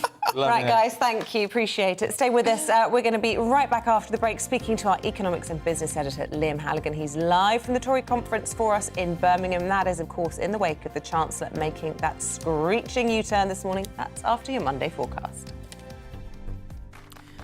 Looking ahead to today's weather, and the UK is looking mostly fine this morning after a locally foggy start, although rain will arrive in the northwest. Let's take a look at the details. So cloud will move in to affect Cornwall and parts of South Devon by lunchtime, although it will stay dry across southwest England and there'll be some bright spells in places. The southeast of England will be dry with gentle winds too, and here bright spells will lift temperatures to around 19 Celsius, 66 Fahrenheit. A fair amount of clouds likely to affect Wales, but most places should remain dry with a slight southerly breeze beginning to develop. There'll also be a fair bit of cloud across the Midlands, so any sunshine will be quite fleeting and it will be quite mild for early October with temperatures climbing into the high teens. Across the northeast of England, southerly winds will gradually pick up, and although it will stay dry, there will be a lot of cloud around during the middle part of the day. One or two bright spells are possible across the east and southeast of Scotland, but further west, wet and windy weather will be edging in from off the Atlantic. It'll be windy across Northern Ireland as well, with generally cloudy skies and some outbreaks of rain, most notably across western parts of the province where the rain could be heavy. So during the afternoon and evening, rain and strong winds will affect many northern and northwestern areas. Elsewhere, though, it should stay dry. And that's how your weather is shaping up for the rest of your Monday. Hello there, it's Eamonn Holmes here from Breakfast on GB News. We're not just on your television and your screens, you know. We're on DAB plus digital radio, so you can listen to your favourite shows on the move. If you've not yet listened to GB News Radio, it's very simple. We're on your radio player and TuneIn apps, on your smart speaker, phone or tablet, or online at gbnews.uk. Take us with you wherever you go. GB News Radio. You never have to miss a moment of the People's Channel.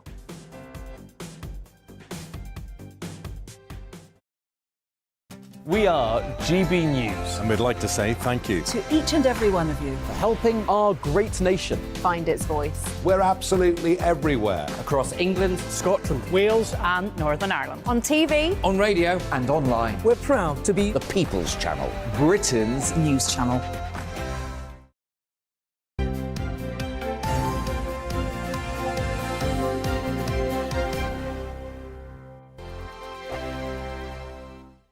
Weekday afternoons on GB News, we've got the whole of the UK covered. From 12 to 3, it's GB Newsday with me, Mark Longhurst. And me, Gloria Di Piero. You'll get the very latest on everything that's been going on across our great nation. And from 3 till 6, watch out for GB News Live with me, Patrick Christys. I'm not here to mess around with all the biggest topics and guests. You will always be up to date. GB Newsday and GB News Live from 12 p.m. Only on GB News. The People's Channel, Britain's news channel. Hello there, it's Eamonn Holmes here from Breakfast on GB News. We're not just on your television and your screens, you know. We're on DAB plus digital radio, so you can listen to your favourite shows on the move. If you've not yet listened to GB News Radio, it's very simple. We're on your radio player and TuneIn apps, on your smart speaker, phone or tablet, or online at gbnews.uk. Take us with you wherever you go. GB News Radio. You never have to miss a moment of the People's Channel. Join my show Farage, 7 p.m. till 8 p.m. Monday through Thursday. And there you will get opinion, analysis, debate, and I'll cover stories that nobody else dares to touch. You've been cancelled. Join the club. Oh, my goodness me. And then for the last 15 minutes, talking pints. We're over a drink. We have a civilised conversation with someone. We very often disagree, but we do it in a grown-up way. Come and join me on Farage.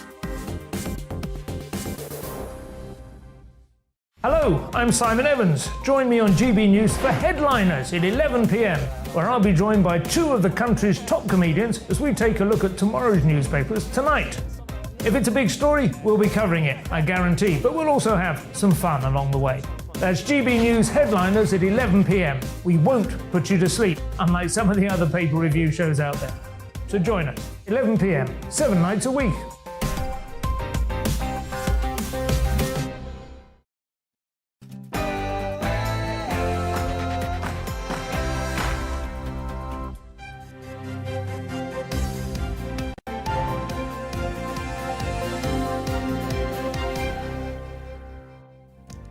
The government U-turns on its proposed cut to the 45p rate of income tax.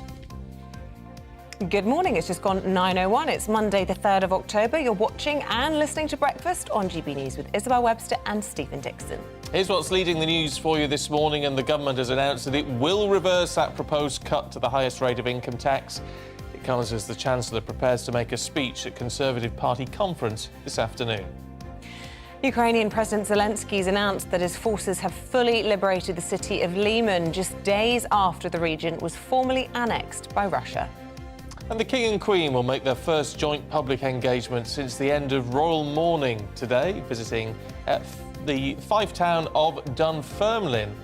Its last day as a town, it will have city status conferred by the King today. And as always, we love to hear from you. Be part of the conversation this morning. Email us, gbviews@gbnews.uk, or you can tweet us at gbnews.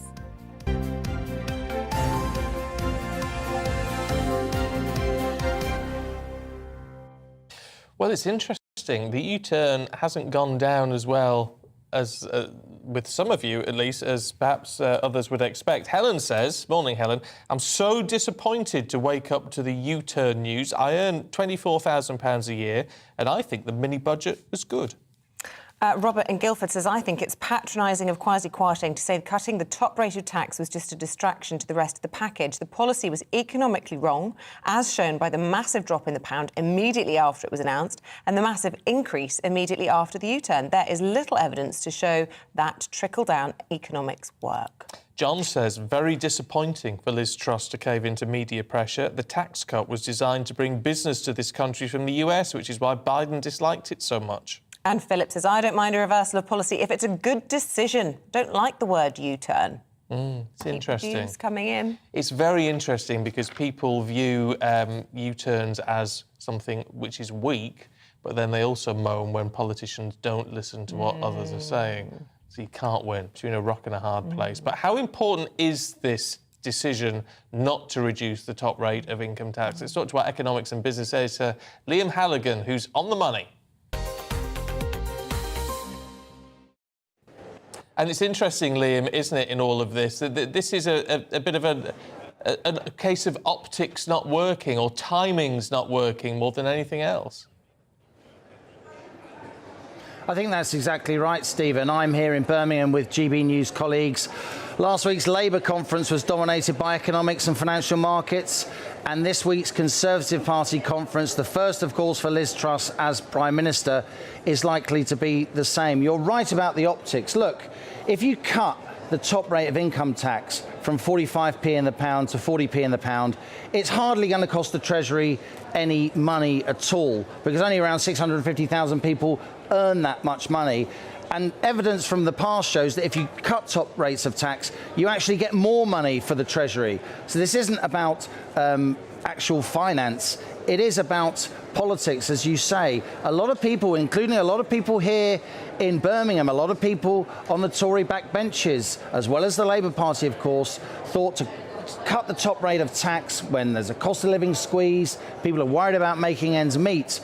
That looked politically tin-eared. It looked as if the government was remote and out of touch. And that's why ultimately the Chancellor and the Prime Minister have decided to reverse this, to do a pretty big U-turn. Because the reality is, this may not have got through the House of Commons. And Liz Truss couldn't have afforded a Commons defeat on flagship economic and financial policy so early in her premiership.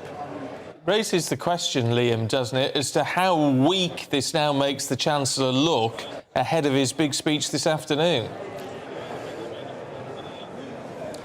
It does. They are between a rock and a hard place. The media was saying, you have to listen, and now they have listened. The media's screaming, U-turn, U-turn. You know, nobody ever said that politics was easy. I think for GB News viewers and listeners, for everyone listening and watching at home, what this means is that interest rates now are likely to rise by less than we previously thought. The money markets are pricing in an interest rate increase to around 5.5% by the middle of next year, from 2.25% now, so there's still a big amount of increase to go. The Bank of England interest rates are at 2.25%, but it's not as big a rise as we previously expected. You know, I don't think financial markets are particularly worried about the amount of money the top rate of tax reduction would or would not have cost. What they're worried about is political and financial uncertainty about yet another change of government, another political mess, which would have looked bad for the UK and would have disrupted economic policy making. The reality is that they could not have got this through the House of Commons, so they've reversed on it. That means there's less likely to be political turmoil in the next few months. What we have now here in Birmingham and across the Conservative government is a blame game. Liz Truss has said that this top rate of tax cut was Kwasi Kwarteng's idea. The Treasury's now briefing that a young Chief Secretary to the Treasury actually wrote a paper advocating this notion of lowering the top rate of tax just before this mini-budget. We may never know who actually came up with this policy, but we certainly know it is no more. And for a lot of people, they may not even really care whose fault it was. What they'll want to know is, will the lenders and the banks be sorting them out with the mortgage, which they were on track for last week and then got derailed? And lots of people very, very worried about that. They are very worried, Isabel, and they're right to be worried. What's going on here is a big global long-term increase in interest rates. We've been in a world of ultra-low interest rates since the global financial crisis back in 2008-9. Those ultra-low interest rates were introduced in order to stop the global banking system blowing up. But then financial markets, they quite liked them. Politicians quite liked the low interest rates because it meant they could borrow and spend more money and try to be popular. But of course, a lot of us locked ourselves into mortgages at those low interest rates, thinking that they were never going to rise. But in the end, what goes down must come up again, and we are in a global situation where interest rates across the world are going up. In the money markets, where mortgage lenders actually raise money that they then lend on to prospective and existing homeowners, the interest rate is currently about 4.1%. It's gone down a little bit this morning because of that statement by the Chancellor. So what we're looking at going forward is interest rates on mortgages of 5.5% going up to 6%. That's quite low by historic standards, but for many young people who've bought homes in recent years, that's higher than they've ever known. And the danger is that there is distress in the housing market because of these rising interest rates. In a very odd position, Liam, doesn't it? In the fact that, you know, if you read the papers or listen to various Labour politicians, particularly, of course, they say this is all the government's fault. Everything's the government's fault. As you said, a lot of this is down to the global markets. It begs the question, then, how does the government try and bring things under control on a domestic front when there is a global issue? That's completely right. Look, every currency in the world is going down against the dollar. The Federal Reserve, the US Central Bank, is raising rates very, very aggressively. There's a lot of geopolitical angst, not least because of the war in Ukraine.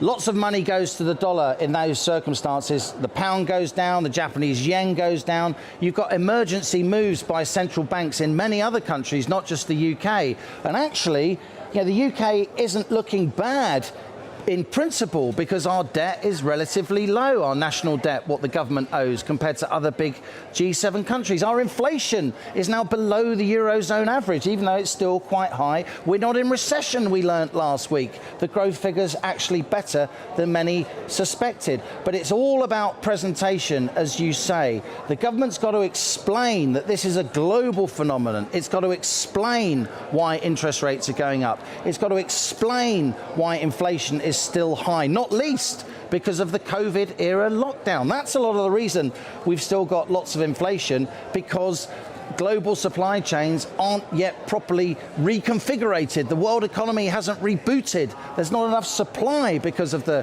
hangover from the disruption from COVID. Of course, it's very hard for politicians to admit to all those things, but they need to do it. They need to get ahead of this argument. They need to explain to the general public why this is happening if the general public is going to, in any sense, forgive them. They need to lay that groundwork. Good stuff, Liam. Thank you very much indeed. Enjoy the rest of conference. We're going to bring you up to date now with the rest of the morning's headlines at 9:10. Yeah, the government has abandoned plans, as we're talking about, to abolish the 45p rate of income tax for top earners. The Chancellor's mini-budget sparked days of financial market chaos. Kwasi Kwarteng says the tax cut had become a distraction from the government's overriding mission to tackle the changes facing the country. 34-year-old man will appear at Liverpool Magistrates Court later, charged with the murder of Olivia Pratt-Corbell. Thomas Cashman is accused of fatally shooting the 9-year-old inside her home in Liverpool in August. The King and Queen will hold their first joint public engagement since royal mourning for Queen Elizabeth ended. They're visiting Dunfermline in Fife to make the town into a city. Dunfermline is one of 8 places that won city status as part of Queen Elizabeth's Platinum Jubilee celebrations.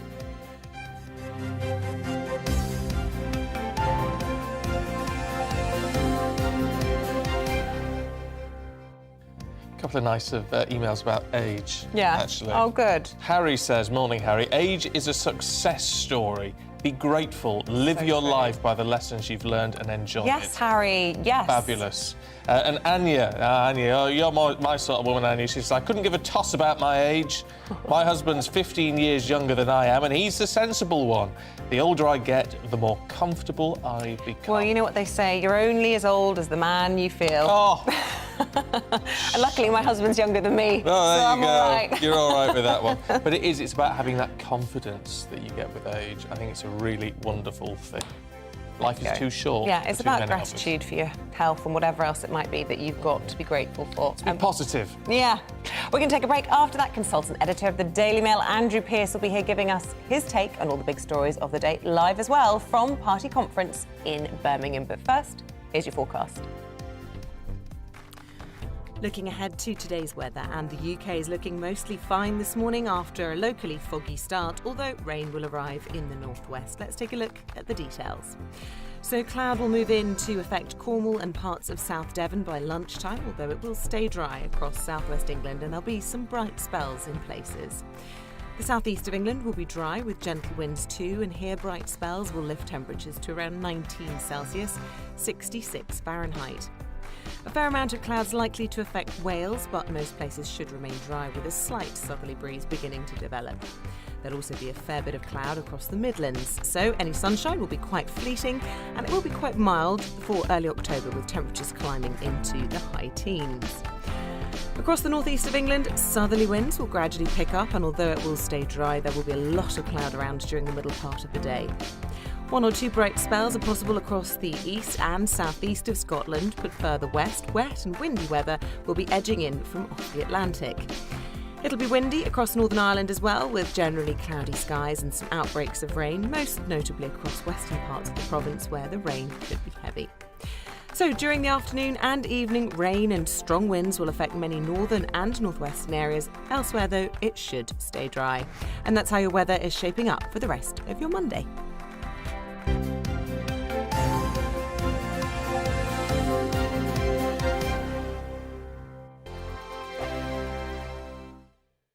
Weekday afternoons on GB News, we've got the whole of the UK covered. From 12 to 3, it's GB Newsday with me, Mark Longhurst. And me, Gloria Di Piero. You'll get the very latest on everything that's been going on across our great nation. And from 3 till 6, watch out for GB News Live with me, Patrick Christie's. I'm not here to mess around with all the biggest topics and guests. You will always be up to date. GB Newsday and GB News Live from 12 p.m. Only on GB News. The People's Channel, Britain's news channel. Hello there, it's Eamonn Holmes here from Breakfast on GB News. We're not just on your television and your screens, you know. We're on DAB plus digital radio, so you can listen to your favourite shows on the move. If you've not yet listened to GB News Radio, it's very simple. We're on your radio player and tune-in apps, on your smart speaker, phone or tablet, or online at gbnews.uk. Take us with you wherever you go. GB News Radio. You never have to miss a moment of the People's Channel. Join my show Farage, 7 p.m. till 8 p.m. Monday through Thursday, and there you will get opinion, analysis, debate, and I'll cover stories that nobody else dares to touch. You've been cancelled. Join the club. Oh my goodness me. And then for the last 15 minutes, talking pints. We're over a drink. We have a civilised conversation with someone. We very often disagree, but we do it in a grown-up way. Come and join me on Farage. Hello, I'm Simon Evans. Join me on GB News for Headliners at 11 p.m, where I'll be joined by two of the country's top comedians as we take a look at tomorrow's newspapers tonight. If it's a big story, we'll be covering it, I guarantee, but we'll also have some fun along the way. That's GB News Headliners at 11 p.m. We won't put you to sleep, unlike some of the other paper review shows out there. So join us, 11 p.m, 7 nights a week.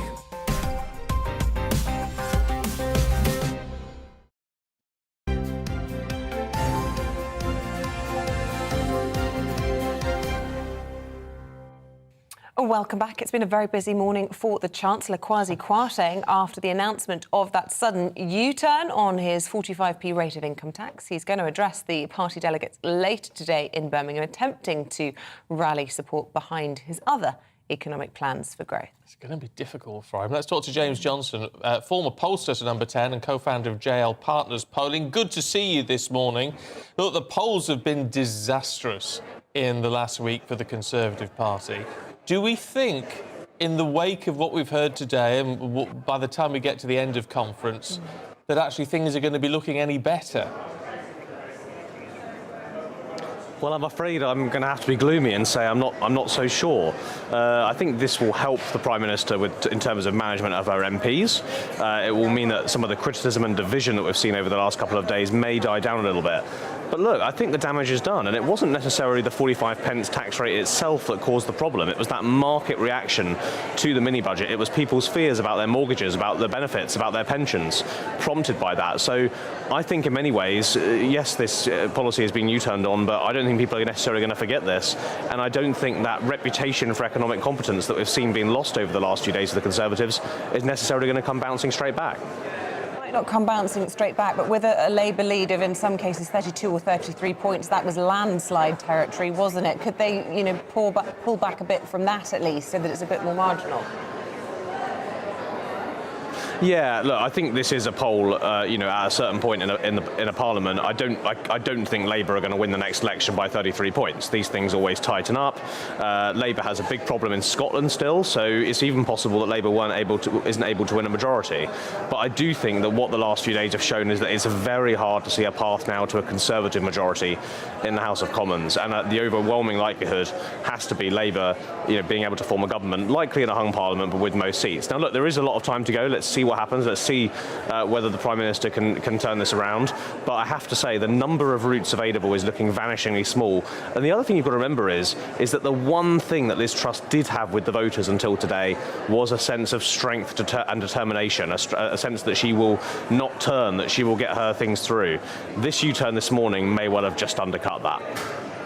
Interesting then. So ultimately it's not about the economics that have been problematic for them here. It's about the politics and the perception.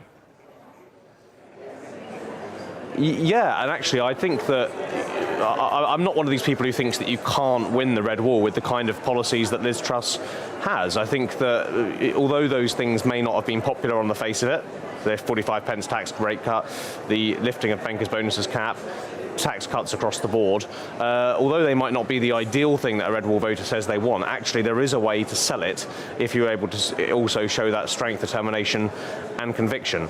The problem, as I say, wasn't necessarily those measures. It was that budget, it was that reaction from the markets, and that made people now think not that Putin is to blame for the economy, not that COVID is to blame for the state of the economy, but actually more and more people now blaming the government directly.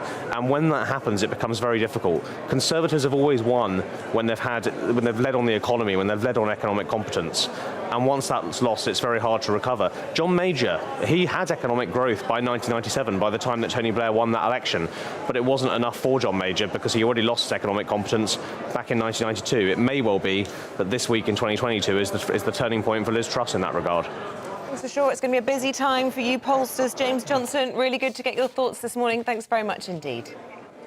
Well, protesters have taken to the streets in Birmingham as conference kicked off over the weekend. Yes, some MPs, including Jacob Rees-Mogg and Michael Fabricant, were harassed by those protesters as they walked to the conference hall yesterday. Well, let's get the latest from our reporter, Jack Carson. Morning to you, Jack. I mean, what has been happening over the weekend and the hostility towards those going to Conservative Party conference?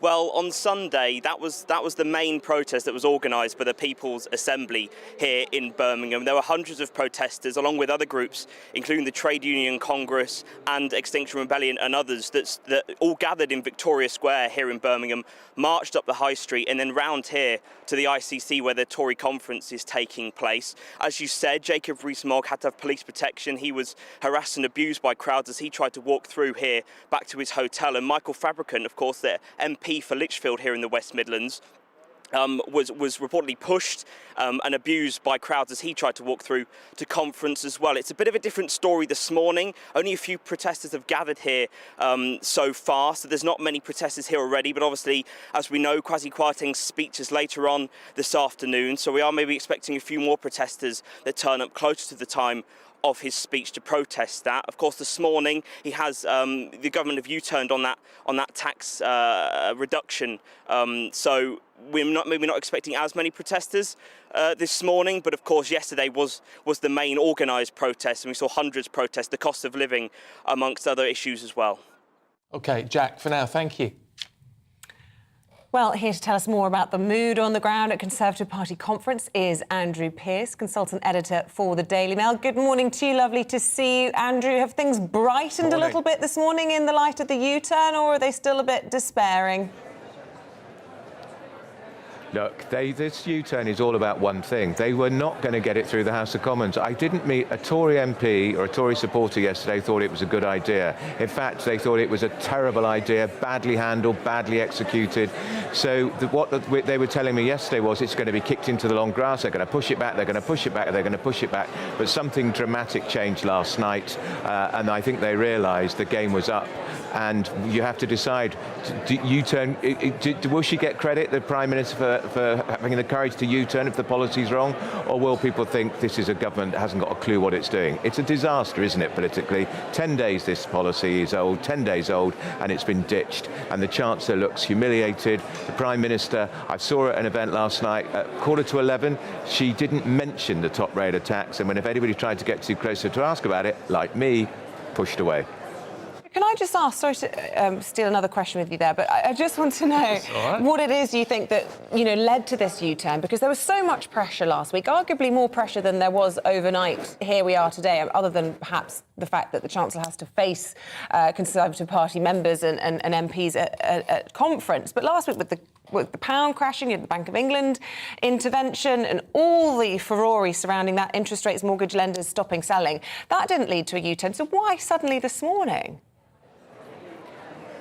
I really think, Isabel, they'd worked out that they didn't have the numbers, that they wouldn't get it through the House of Commons. So I talked to Grant Shapps this morning. He's the former Transport Secretary. He wrote in the Times today why this was a bad policy at a bad time. If there's pain, if people are feeling economic pain, don't help people who are the richest, who don't feel any pain. He told me the numbers simply weren't there. The Chief Whip, I saw the Chief Whip this morning, Wendy Morton, the first woman Chief Whip. She looked like a ghost. Absolutely pale. She looked like she'd been in a mortuary, slept in a mortuary overnight. They realised they simply didn't have the support, and I think possibly the rebellion would spill over onto the conference floor today, tomorrow, and how would that look? Look, what is Kwasi for the high jump in all of this? I mean, that move from the PM yesterday to put that distance between the two was significant. I mean, that was wasn't it? pretty shocking. Yeah, she's asked on that interview about was the cabinet involved in the discussion about the top rate of tax being cut?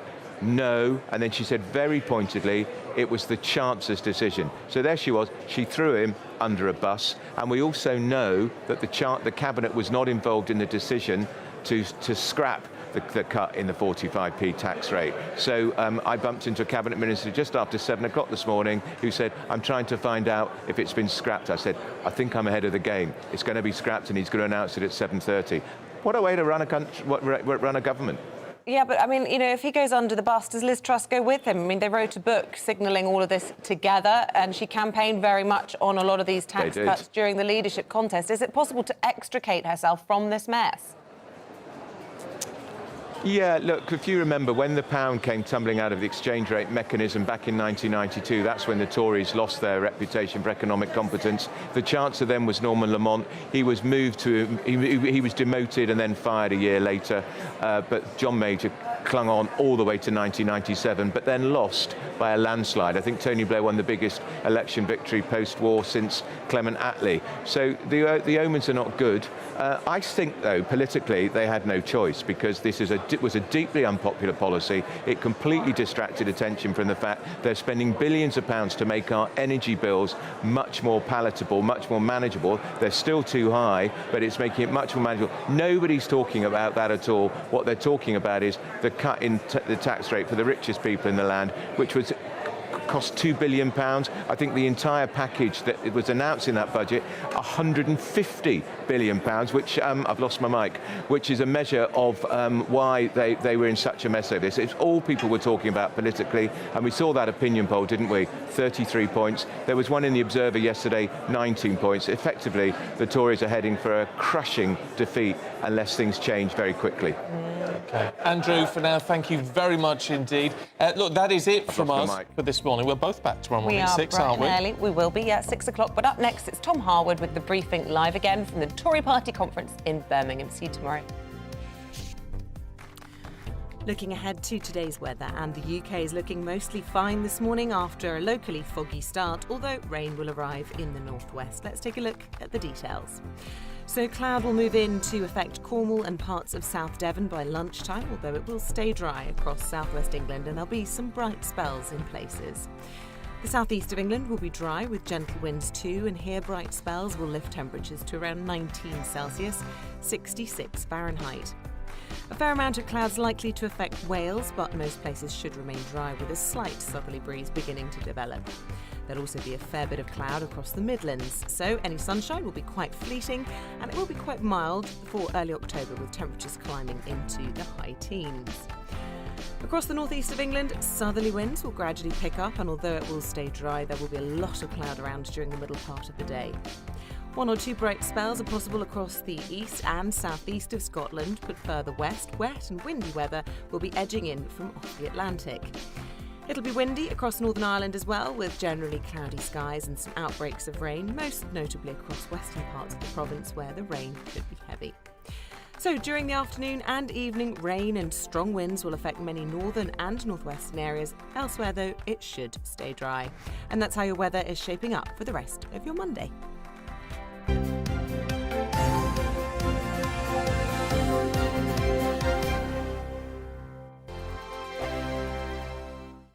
Weekday afternoons on GB News, we've got the whole of the UK covered. From 12 to 3, it's GB Newsday with me, Mark Longhurst. And me, Gloria Di Piero. You'll get the very latest on everything that's been going on across our great nation. And from 3 till 6, watch out for GB